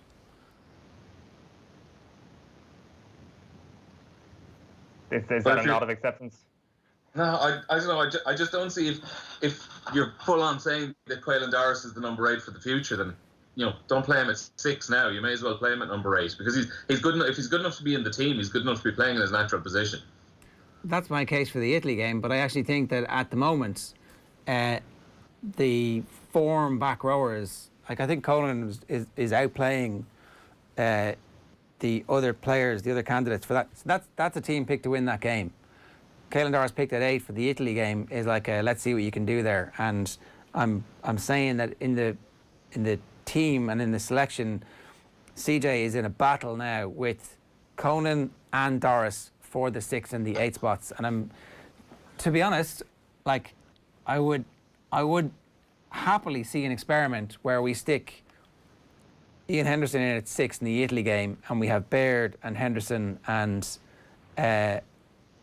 James Ryan to see if these 3 can actually brutalise opponents, so that when we come up against England next year and we have Vinipola and Itoje killing us again, what does it look like when we have the 3 grunts on the field killing the opposition? I'd love to see what that looks like. Maybe you do that, though, in November when there isn't £500,000 on the line. Like, I mean, it's interesting. I think that power game definitely comes to the backs. Like, I'm not sure if you've got anything else to say about the back row, Neil, but I'd definitely be keen to get your take on that midfield. Moving towards the midfield, as I was saying, I actually think it's been the Robbie Henshaw, Bundyaki and Gary Ringrose dilemma over the last 2 years is something we actually probably haven't had to discuss too much, because by pure fluke and by pure chance over the last 3 years now since Bundyaki has qualified for Ireland, it has always seemed that one of the 3 of them has been either injured, suspended or unavailable in some way for a game. It's been incredibly rare. I'd say you could probably pick on less than 10 occasions over the course of the last 3 years where all 3 of those players, it seems, have actually been fit and available to play a test match, or at the very least like a first choice selection game rather than a game where people are being rotated in and out. I actually think it's such a tough one at the moment. I think Gary Ringrose is the only absolute lock that you can pick out of those 3. He's the guaranteed at outside centre. Is he guaranteed? I think he is. I think he's the best of the 3, and he's the one that offers the. I think he offers the thing that the other 2 don't necessarily offer. I think he's a little bit more elusive. He's a brilliant defender as well, and I just think he offers the little bit of creativity that maybe Aki and Henshaw don't. If you're worried about power, quite possibly you actually do play Robbie Henshaw and Bundyaki together, or one of Henshaw and Aki or a Chris Farrell together, if you are really, really worried about size and physicality and power. But I think if you're playing a game where you're actually confident in yourself to be able to take on opposition and beat them with your rugby skills, I think Gary Ringrose is your guaranteed starter in there. I'd go along with that. Can I just say one thing on the Aki-Henshaw partnership? We need to remember that was Ireland's starting midfield against England in the Six Nations this year. And if we're using England as a barometer, and how do we go about forming a team that does not get hammered routinely by England? That wins. You've got to frame that as how are we going to beat England? Well, no. Let's actually start by clawing this whole thing back by not getting embarrassed by England. No. Any team that's built not to win invariably loses. It's the innate conservatism that ruins all of sport. It's not a way that you can actually build a sustainable future. Let's not get beaten. No, we have to try and build a team that's going to win the game. I think if you're building a team that isn't going to get hammered, more than likely you are going to lose at the very least. It was a figure of speech. Okay, it doesn't matter. But the point here is that against England earlier this year, Bundyaki and Robbie Henshaw was your midfield partnership.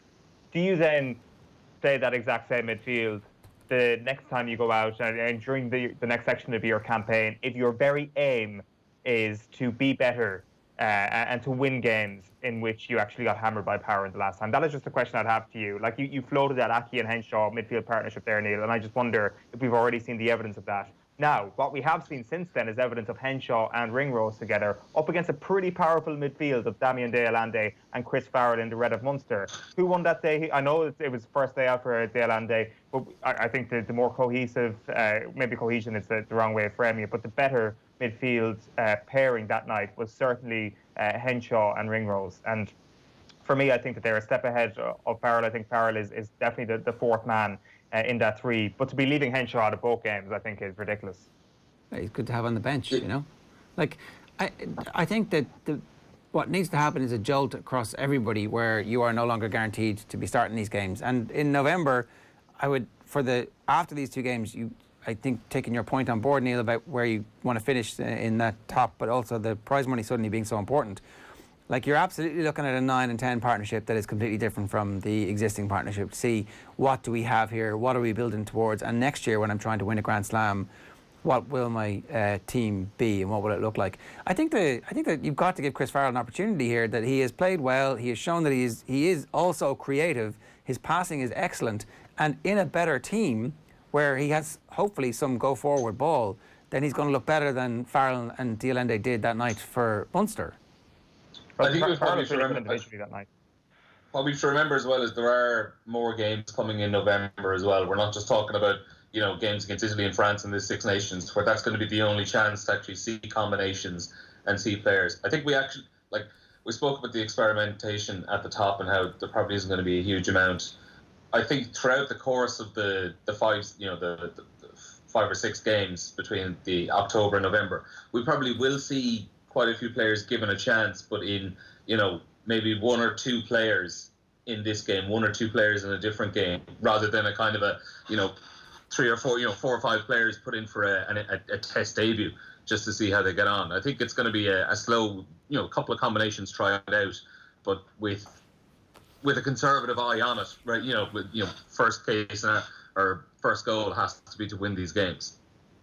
Yeah, look, I picked these teams to win the games, absolutely. I would like to see some experimentation done, particularly in November, about what our team looks like when we have the absolute beasts all on the field at the same time, and how do we create that?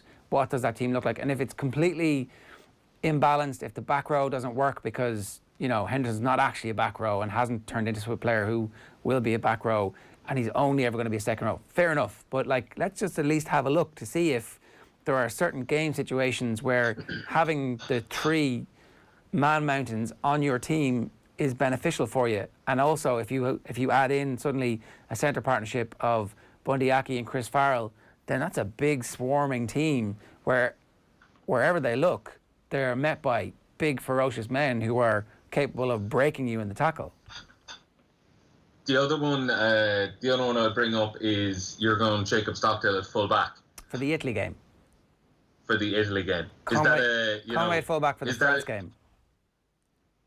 Is the Stockdale selection for the Italy game, is that a case of Ger Gilroy, the coach, bringing aside his player who's a little bit out of form and saying, you know what, things haven't been going your way for the last little while. You put the arm on the back and you say, I'm going to give you a run out. You're going to start full back this week.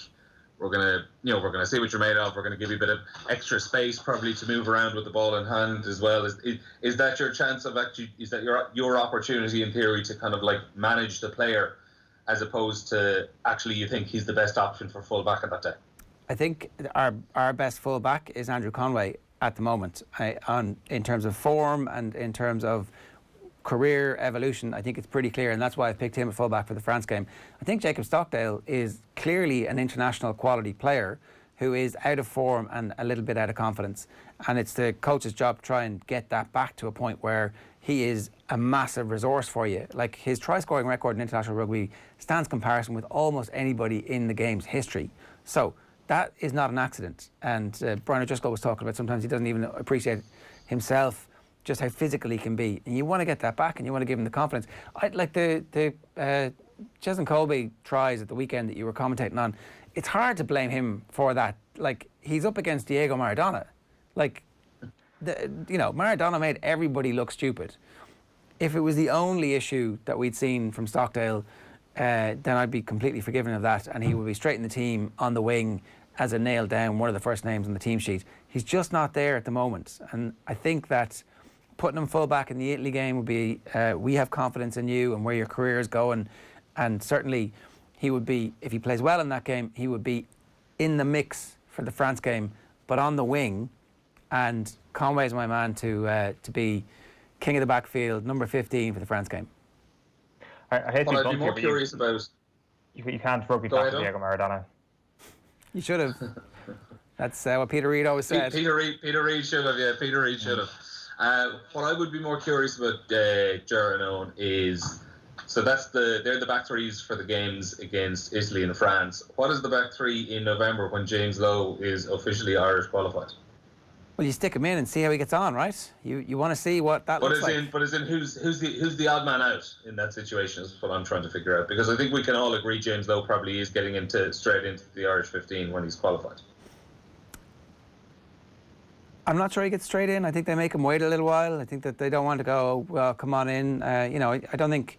Like, I'd love to see Keith Earls' form at the moment. I haven't seen enough of his game time just recently, but he is always in my Ireland team until it comes to a point where, he puts in a couple of bad performances or 3 or 4 bad performances. You go, okay, it's going to take you out for a little while. But in the meantime, he's in my Ireland team. Conway's in my Ireland team at the moment as well. And then after that, it's a battle. So, like Larmour misses out or Stockdale misses out and Lowe comes in. But that's the pecking order. That's my depth chart at the moment. I'm sure the Irish team think that Jordan Larmour is a superstar, a game breaker, somebody that they, again, need to give the minutes in international rugby to and the exposure to so that he learns and they get the benefit of the learning and the curve that he's on at the moment. But his form since lockdown has been patchy. Yeah, like I still would have Jordan Larmour as the first choice full back with, for these first couple of games anyway, a combination of Conway and Keith Earls on the wings. I think I would still be dropping Jacob Stockdale, possibly even from the 23. Come November when James Lowe is around, I think James Lowe is going straight into the 11 jersey. I think Keith Earls might be the one that has to miss out, but I think Keith Earls wearing 23 on the bench is an absolutely fantastic option. Also, just as I was saying, putting Keith Earls on the bench, I'd still be very, very wary of going with a 6-2 split on the bench. We saw at the weekend with Ulster, all it takes is one injury for a back in the opening 10-15 minutes of the game, and your strategy is absolutely screwed. It's a high risk, but next time we play England, if somebody gets injured, in fairness, if you look back at the England game, we were 17-0 down at half-time. We'd gifted them 2 tries. And is that the game where Robbie Henshaw had been... No, that was the New Zealand game. Somebody got injured fairly early on in that game as well, where literally everything that could have gone wrong did go wrong. So not trying to throw the baby out with the bathwater, but just to have some flexibility where you go... We're going to batter you today, and if you still beat us after that, then we'll come back with a different strategy next time. Yeah, I don't know. I think that you've had 2 games to pick a team for here, Ger. So you've managed to cop out of most of the big decisions here, especially on the back three. I want to know. So say if Andy Farrell is saying to you, "I've got Conway on one wing, Earls on the other wing," who are you picking as your fullback right now? You're picking Stockdale. Conway's my fullback. Okay, so say if it's for both games. If I have to pick a team for my life, an Ireland team today in a World Cup final tomorrow, Andrew Conway's my fullback. And then your wingers are... Well, now, if it's a World Cup final, my wingers are Earls and Larmour, and if it's 5 weeks' time when James Lowe is available, it's Earls and Lowe. So... Jared, can I... Go on. Stockdale's out then. Sorry, go on, Neil. Can I present a hypothetical situation to you, Jared? Yeah. So in this game against Italy, where you're giving Jacob Stockdale a chance to, get a bit of confidence back into himself, let's just say that confidence comes rushing back, and he has an absolute stormer, and he scores a hat-trick of tries from full back, and he looks like, he looks as good as he has ever since the New Zealand game 2 years ago at the Aviva Stadium.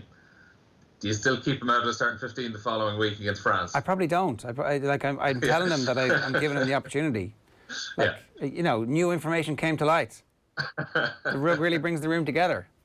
Yeah, that's great. I just wanted to double check this wasn't just you just patting him on the head and saying well done and giving him a chance for the sake of it. No, I think that it's clear having a left-footed kicker in your team is hugely important. I would also be bringing him aside and going, do you see what Elliot Daly can do? You've got a big old boot on you there. Do you think you might be able to ping them over from the halfway line at some point for us? Because if you can, you're going to be rich for the rest of your life. Maybe not just at Ulster, but I definitely think that we need to be a bit better at that kind of stuff. Rob Kearney's left boot was one of the most underutilised things in Irish sporting history when it came to the opportunities that it could have given us over the years. Yeah, I agree. Right. Owen, you haven't weed on my team from too great a height here. It's almost like you...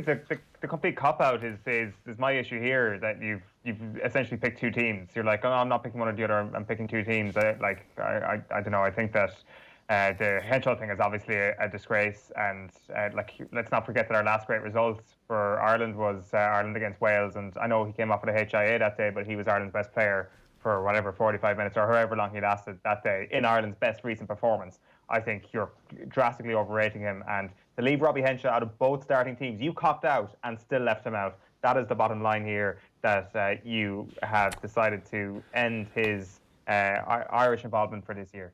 Well, there's a whole month of games coming after it. OTB AM live in association with Gillette. Good morning. Start with Gillette giving you the confidence to tackle the day ahead. Neil, good stuff. Thanks a million for joining us. Couple of quick comments. Alias Al says Stockdale's going to leak tries, leave him out. The finishing 15 is nearly more important than the starting 15 in international rugby these days. There are certain benefits to starting Henshaw on the bench. Agreed. Peter M says Stockdale's not good enough. Let's face it, there are two big white elephants in Paris that walk into the team. Time for the IRFU to use the Sexton rule to get Zebo and Ryan back. Listen, Donncha Ryan in that Ireland team for the last 3 or 4 years, again, just imagine what it would have been like to have him driving standards everywhere he went. Bundy's performance off the bench versus Munster when Connacht had 13 men was monstrous. Hard to overlook him at 12, says Tom on Twitter. And so we didn't. He's in the team for both those big games. We're going to talk football with Nathan next, but first we just want to tell you about a new podcast from 20 by 20. Choose What's Next focuses on where women's sport goes from here. That is available on 20by20.ie and it's well worth your time, so check that out. Now, Nathan, good morning to you. What's going on?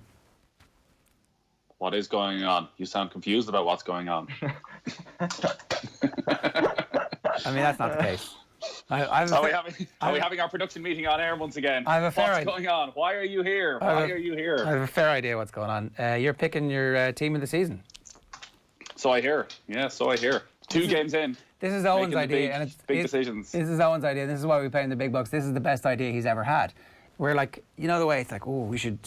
All the supermarkets where it's called shit posting. That's what the youngsters call it these days. Where you put something up that's so outrageous on Twitter, you get loads of likes and retweets and comments, and you get ratioed. But it's like, yeah, look what I did. The supermarkets were at it this week with all of their Christmas stuff. So you can go in and buy your selection box, your celebrations, whatever it is that you're going to feast on over the course of the Christmas holidays. You can get it. It was available at the end of August, the start of September. Everybody I know took a photograph of it and went, no, too early. It's like, oh, they have the new Lindt stuff in... Right, I'm just going to have a little stroll down to Dunn's at lunchtime today. So it works. And like this, Owen's idea, it's a rip-off of that. It's let's get the first team of the season out there and see what happens. Well, yeah, it's not the smoothest analogy of all time, but I'll go with it. We've got Nathan to pick his, but that is not the official OTB AM Premier League team of the season. Of course, we have our own OTB AM Premier League team of the season. We'll get to Nathan's in a moment, but a warm welcome to everyone, especially the Twitter user who has already replied, lads, we're only 2 weeks in. Here is the final 11 of the official OTB AM Premier League team of the season, 2 weeks in. In goals, we have Vicente Giata. So 67 goals already scored in the Premier League season so far. Goalkeepers are officially invisible, but not Gaeta. No one has made more saves than him so far this season. Brilliant in the first game against Southampton in particular. Got a clean sheet on that particular day. Kept Manchester United to 1 goal. That's as good as you can expect from a goalkeeper so far, basically. At right back, we have Tariq Lamptey, everyone's favourite footballer in the league already, and he's proved that the only way to succeed in modern football is to get sold by Chelsea. At left back, we have Luca Dean, After winning 2 Ligue 1 titles with Paris Saint-Germain and a La Liga crown with Barcelona, Dina is now delighted to have already secured this season's Premier League title with Everton. At centre-back, we have Ezri Konsa. Groans from the Sky Sports studio on Monday night as it looked like he had pulled his hamstring in the half-time warm-up. Less than 20 minutes later, he's still on the pitch, and he's only just scored the winner for Aston Villa. Beside Konsa then, I've gone for Gabriel. He's been such an instant success at Arsenal that he don't even need to use his full name, meaning he has already had a more successful spell at the club than Gabriel Paulista. Let's move on to midfield, and we can start here with James Rodriguez. Eased into Premier League life and is finding the Premier League life quite easy. He's set to clock up more goals this season, I reckon, than sprints completed. Also in midfield, beside James, we have gone for Dennis Pratt.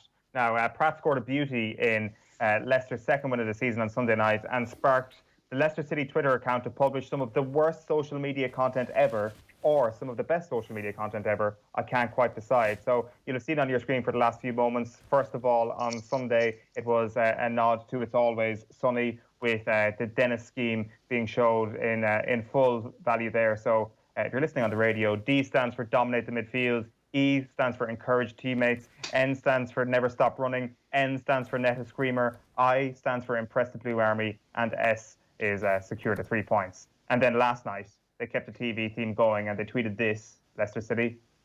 Bake Off is back tonight. Here is Dennis Pratt putting the icing on the cake in Sunday's win. Did you see what they did there? He scored the final goal on Sunday night. The icing is the last thing you do on a cake, and icing on a cake is a thing that you see in Great British Bake Off, which started last night. Absolutely incredible stuff from the Leicester City Twitter account. The last midfielder is Kevin De Bruyne. Stupidly good from the off as he goes in search of 21 assists this season, although did, of course, briefly consider retirement on Monday night after Daniel Pudence's nutmeg. And then up front, I've gone for Mo Salah on the right. Desperately disappointing, though, on Sunday, bringing his season average to a hat-trick every other game. Through the middle is Dominic Calvert-Lewin, who's on course to score a goal with every part of the human anatomy before the end of the season. And on the left is Heung-min Son, who would like to thank his family, his teammates, and Southampton's high defensive line for the opportunities they have afforded him during his career. And there's your 11. That's it, officially. Full stop on the OTB AM Premier League team of the season. There's a good chance that you might have like 6 actual team of the season members at the end of the year. Like, if we're not accurate, where are we going? Is what I asked myself before actually putting that team together. Nathan, what have you got for us? I think I've maybe 4 of the same as Eoin. Listen, he makes a couple of decent cases. I'm not sure if he's actually thought about this in depth, though. Goalkeeper, Emiliano Martinez. What a debut. Villa. Like, I mean, look, they've got the goalkeeper, they've got a centre-back. If they could only score some goals, they'd be dangerous. Well, like, this guy could transform them from, a final day of the season relegation battle to a penultimate day of the season relegation battle, perhaps. He is that good, Ger. He is good. But he was very impressive. Ball at his feet, could pass it around at the back. Big step up on what they had last season. So I thought, he hasn't put a foot wrong so far. He kept a clean sheet. There haven't been many of them. Emiliano Martinez is my keeper. Right back is tough. Sort of shows how football has changed. It's hard to find any centre-backs who really deserve to be there, but there's any amount of full-backs who've been brilliant. But you could have gone for Seamus Coleman. Reece James has been good. He went with Lamptey. I go with Timothy Castagnier from Leicester. In fact, both my full-backs are from Leicester. Signed up from Atlanta. Castagna. Apologies. I regularly get the left-back wrong as well, and I call him Justin James rather than James Justin. But it is James Justin, and he is my left-back ahead of Luca Dean. He's been absolutely brilliant, bombing up and down that left wing. I played the end of last season at right back when Pereira got injured. Obviously, when they brought in the Belgian, they moved Justin, as it is, I'm still confused by it, to left back. And they're not missing Ben Chilwell at all. So, yeah, he's been brilliant. He gets in at left back. Centre backs, I go with Gabriel as well. A little bit of solidity at the back for Arsenal. And I'm going to go, because they've been so bad so far, Fabinho. I'll throw him in there as an insult to all the other centre-backs, that this guy, central midfielder, can play one game and be better than the vast majority of them. And it was probably the biggest game of the season so far, that he was exceptional. So Fabinho is centre-back alongside Gabriel. The biggest shock from Owen's team, no, Alen. Everton's best player so far, middle of midfield, keeps the whole thing ticking over, has changed the way they play completely. He has got to be in your midfield. He's changed the way they've changed completely, but it doesn't necessarily mean he's been player of the season so far. Has he had a better season than Dennis Pratt?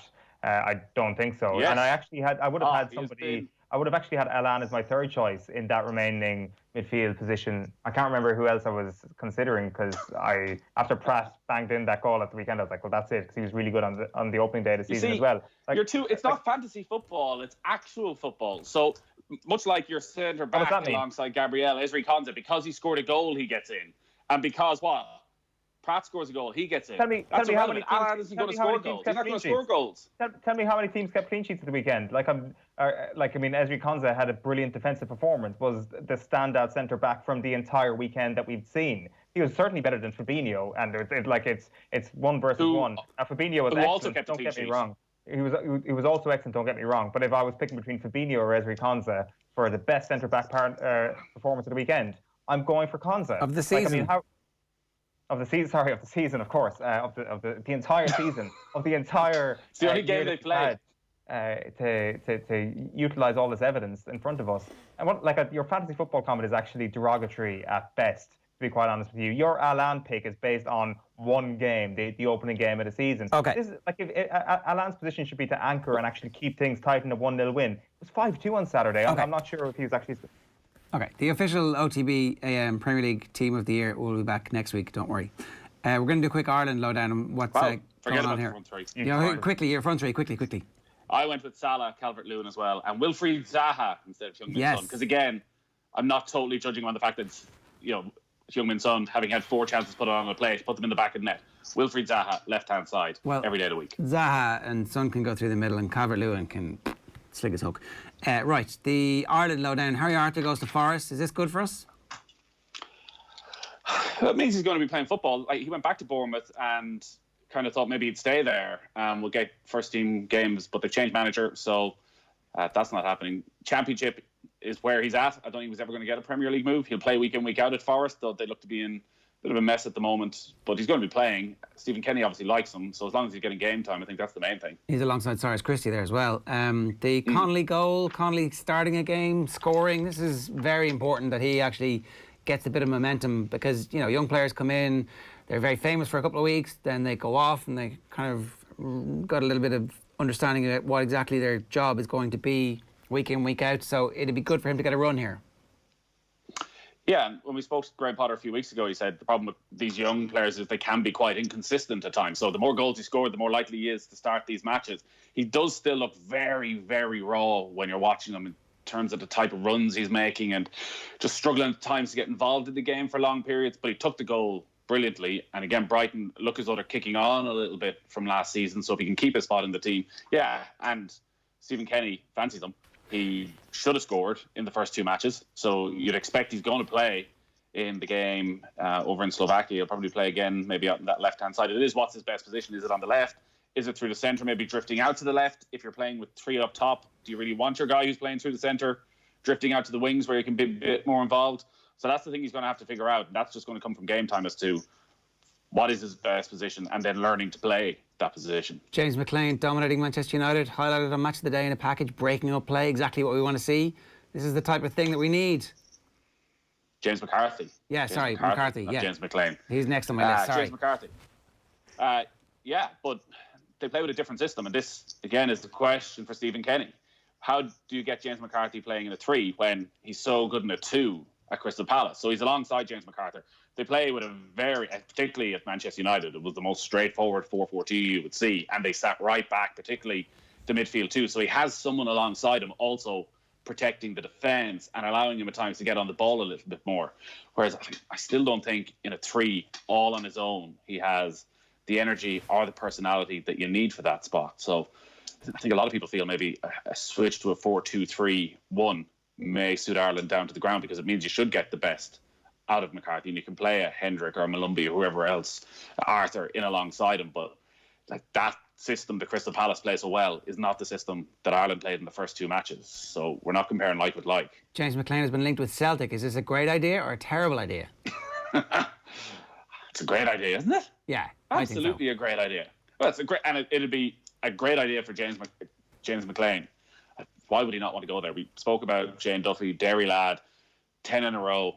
what a hero you're going to be for the rest of your life if you're part of that side. And for James McLean as well, and listen, maybe it'll suit him that there maybe nobody at an Old Firm for the season, and the potential downside of what could happen isn't really there. There's some chance that Spurs might go to 3 at the back. Martin Lipton was saying a little bit earlier on, which would free Matt Doherty to be Matt Doherty. That's the right thing that might happen for him?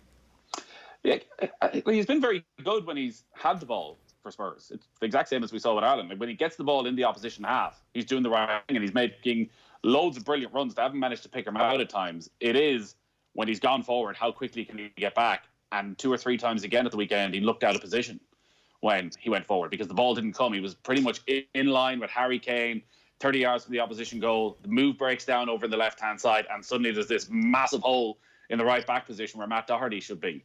So that's not going to change unless they want him to become extremely defensive-minded, which I don't think they do. No. They had the same problem with Serge Aurier last year. So much like Ireland, yeah, for Matt Doherty, 3 at the back would work. So what, we're playing Doherty on the right and Bale on the left, or Reguilon on the left and Bale a bit more advanced? Reguilon on the left, Bale part of the front 3. Right. Jimmy Dunn scoring. Jimmy Dunn suddenly potential for Ireland, is it? Like, I mean, I have not heard anybody speculate that Jimmy Dunn might be centre-back of the future for Ireland so quickly, but how soon does he start getting into the reckoning for Ireland selection? Well, we didn't have many centre-backs in the last squad. Darragh Lenihan was the only one, and then Darragh O'Shea was added in later on. Everyone's talking about Jimmy Dunn and forgetting that he was also starting alongside a much more experienced Ireland centre-half in Kevin Long.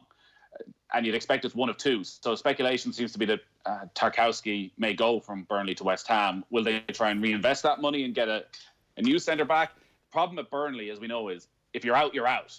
So if it's Ben Mee and one other, there's probably space for either Long or Dunn, and they will get a lot of game time this season, and the other one will be stuck on the bench. I remember at the end of last season, Jimmy Dunn was pretty much on the bench, I think, for every Burnley game after the restart. You would have thought, young guy, he's been around the squad, Burnley are safe and sound. You give him a couple of minutes somewhere.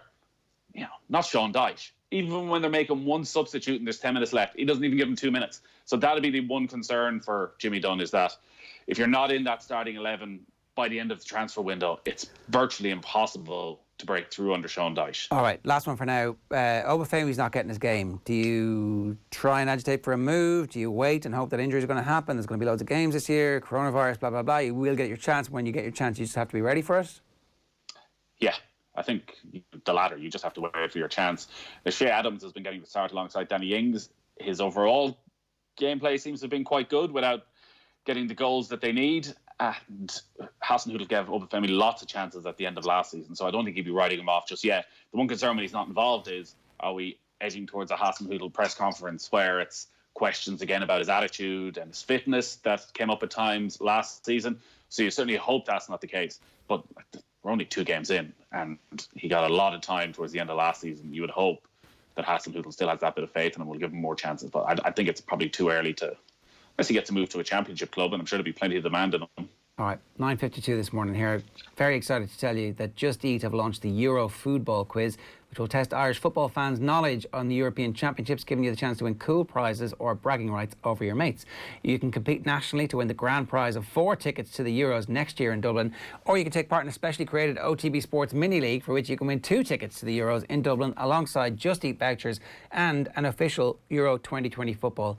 Go to justeat.ie/campaign/Euro Football Quiz to sign up and test your Euros football knowledge. Make sure you check out our interview with David Myler talking about his favourite memories of the Euros, both as a player and as a fan. It went live on otbsports.com last week, and the link for the sign up to our football leaderboard is in that as well. Now, time for Deal or No Deal. I signed for them after the Euros, and after my first day's training, I was driving home. I was actually thinking, regretting it. What have I done? Like I walked into a circus. It's amazing, isn't it? Let's talk about Manchester United. Every day we can do a deal or no deal with Manchester United. And I understand that Manchester United are one of those clubs who, because they are who they are and they've traditionally overspent on transfers, that it's good for an agent to link a player with Manchester United, because it's very hard for them to say, no, we're not interested in him, or there was no interest, because, you know, they're not in the business of denying any of this kind of stuff, and ultimately it's a victimless crime, except for the Man United fans who get very excited about this and endlessly consume the content. Manchester United are in talks to sign France forward Ousmane Dembele from Barcelona, according to the Daily Record. According to the Mirror, sources at United have rubbished the link with Dembele. Borussia Dortmund remain adamant, according to the Independent, that England winger Jadon Sancho will not be leaving the club during this summer transfer window, despite consistent links with Manchester United. How did Manchester United become such a joke, Nathan? Many years of taking the piss, I guess, is how you become a joke, and letting things run as long as possible, and seeming to enjoy the transfer saga. They do then try and spin this around when it comes to the big meetings with all the shareholders at the end of the year of, well, look how long we were trending. Everybody was talking about Manchester United all summer long because we managed to leave these run and run. With everything that everyone else has done and Liverpool continuing to invest once again, that's the one thing Manchester United fans had, was that, well, Liverpool aren't doing anything, and we're still been linked to Jadon Sancho. And then out of nowhere last weekend, Liverpool come and spend 70 million quid, and there's talk they may spend another 30, 40 million quid. So United are in danger of being left behind. You start the season slowly, and all these clubs in Europe are going to be rubbing their hands when they watch Manchester United being beaten by Palace, because the pressure is now on. They need to sign somebody. Borussia Dortmund, you think, aren't particularly likely to crack? That they've gone this far, that they're going to hold out for that 120 million if that's the last thing they do. And at Barcelona, they've just lost Luis Suarez. They're trying to rebuild for the future. I know Ousmane Dembele's had a lot of injury problems, didn't really play at all last season, but he's still very young. He's the sort of player you would want to build for the future. So again, if they want to get him, they're going to have to spend top dollar. And they are still just looking to add to the attack, to where at the end of last season they showed they had a lot of talent. They still need a central midfielder. They still need centre backs. They still maybe need a left back as well. There's very little talk about any of that. So I think you'd be pretty worried if you're a United fan. Without any significant investment, is there any road back to them being legitimate title contenders? No, not this season. Not this season. They need too much to go right altogether. So they need that front three all to be on absolute fire. I don't think you could back Martial to do that. Yeah, there's definitely going to be improvement from Greenwood once again, you'd expect. And Marcus Rashford still... Yes, he's on the cusp of becoming a great player, but it feels like he's been on the cusp of becoming a great player for a couple of seasons. Really poor the weekend, sort of faded out towards the end of last season as well. They need him to be a player who's going to score 25 Premier League goals next season. Pogba again at the weekend. The further back the pitch he plays, the more danger there is for Manchester United. I just don't see anywhere near enough quality in midfield, even with the signing of Van de Beek in there as well. So maybe Solskjaer looks at this and needs to change the system completely and go away from what he's done over the last little while. But yeah, no. They need 2 or 3 players to be title contenders. Is Solskjaer the problem? In terms of recruitment, players don't want to sign for Ole Gunnar Solskjaer? No. Much bigger than that. Is there any possibility that he could actually be the right manager to take Manchester United from the doldrums as they are in by their own standards to competing for Champions League victory and for Premier League victory? Well, we'll know for sure by the end of the season, because those players I'm talking about, Greenwood, Rashford, they need to step up and he needs to make them better players. So you can sign all the players you want. There's also players who are at the club a couple of seasons that the great managers make into far, far better players, and that hasn't really happened at Manchester United so far. So no, I don't think there's anything really to suggest that Solskjaer is the one to transform the side into a title-winning team. They're a team that gets momentum, but you feel they're always one step away from being on the verge of crisis again. They are in that cycle that Liverpool were in the 90s, that every defeat is this hammer blow that suddenly there's questions starting around the manager already, and we're having this conversation, whereas 6 weeks ago we're saying, geez, Solskjaer's really got to grips with this job. And that is the cycle that he is in, and he needs to get back on a winning run quite quickly. But it's the same story as a year ago. He has this job because he's a Manchester United legend, not because of his coaching credentials. One last thing, Lingard apparently will not be joining Spurs after being linked with a move. That's according to The Athletic. Manchester United are considering taking up a 1-year option to extend his current deal in order to protect his £25 million valuation. That is according to The Sun.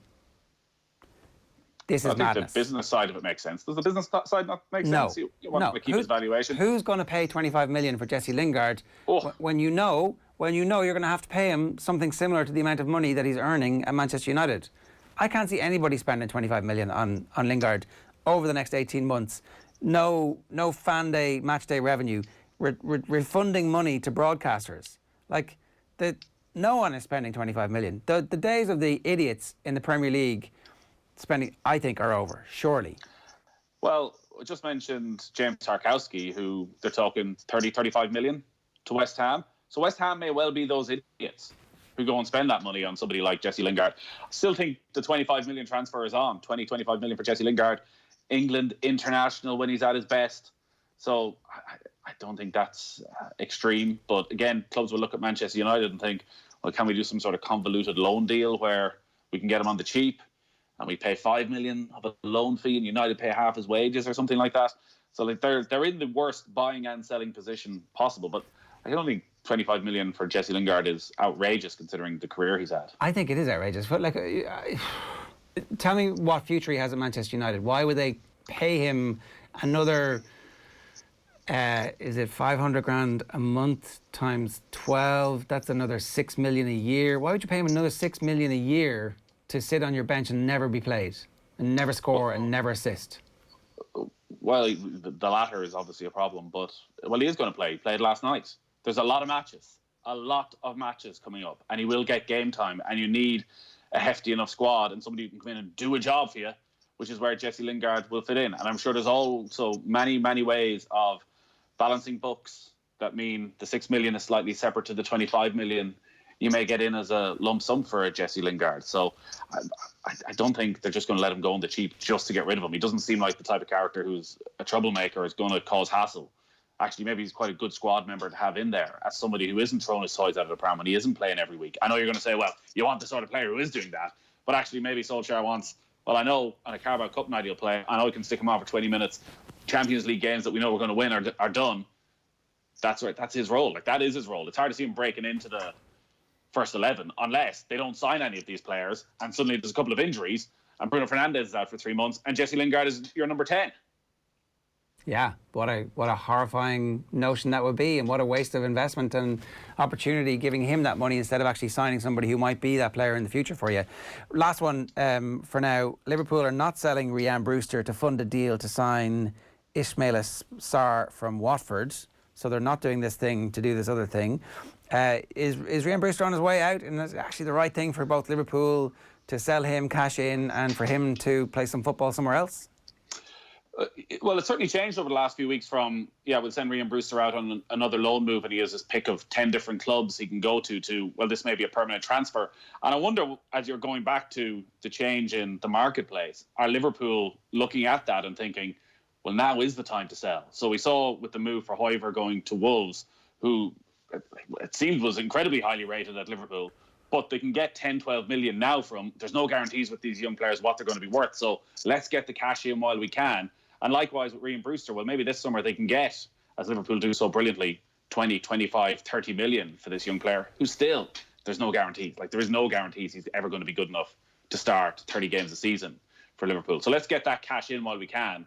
And we know the players we want to target. So Ismaila Sarr, like, they are future-proofing here quite well with Diogo Jota and Ismaila Sarr as to whether Mane, Salah were to go potentially next summer. Is Sarr that good? He was inconsistent last season in a really poor Watford team, but obviously he did it at the right time, and that he had his best game of the season against Liverpool in the match they beat them 3-0. But he'd be a sort of direct replacement you would expect for Salah long term, playing out on the right hand side. I know he's played in the other positions, he's played in the other wing as well, so can add a bit of flexibility there.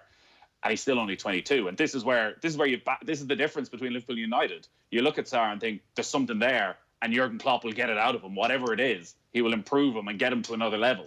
You're not seeing that, and you've no confidence really in Solskjaer being able to do that still. So I think the way Liverpool have done business previously with these young players is that they'll probably sell Brewster and try and somehow get a buyback clause in there. In case he turns out to be sensational. All right, Nathan, good stuff. That's deal or no deal. I signed for them after the Euros, and after my first day's training, I was driving home. I was actually thinking, regretting it, what have I done? Like I walked into a circus. It's amazing, isn't it? Our Liverpool competition winner is Glenn Matthews, who correctly answered Thiago completed 75 passes against Chelsea. We'll have another €100 voucher for the Liverpool store in the Alex Centre to give away on tomorrow morning's show. OTB AM is alive in association with Gillette. Good morning. Start with Gillette, giving you the confidence to tackle the day ahead. If you don't have the OTB Sports app already, get on it. Search OTB Sports in the App Store. Leaders' Questions with Stuart Lancaster and Eoin Eastwood is live from noon today on OTB Sports Radio. OTB Gold from 1 o'clock, Michael Eoin talking about his life after football. Our Legends interview is John Barnes from 3 o'clock. Our Retro panel is GAA Democracy at 4. And our GAA Gold at 6 tonight is Dennis Ogie-Moran. Back on the radio tonight from 7 o'clock and off the ball on News Talk OTB AM live from 7:30 tomorrow. See you then. Best of luck. OTB AM. With Gillette, we don't just play the game, we change it. Gillette, made of what matters.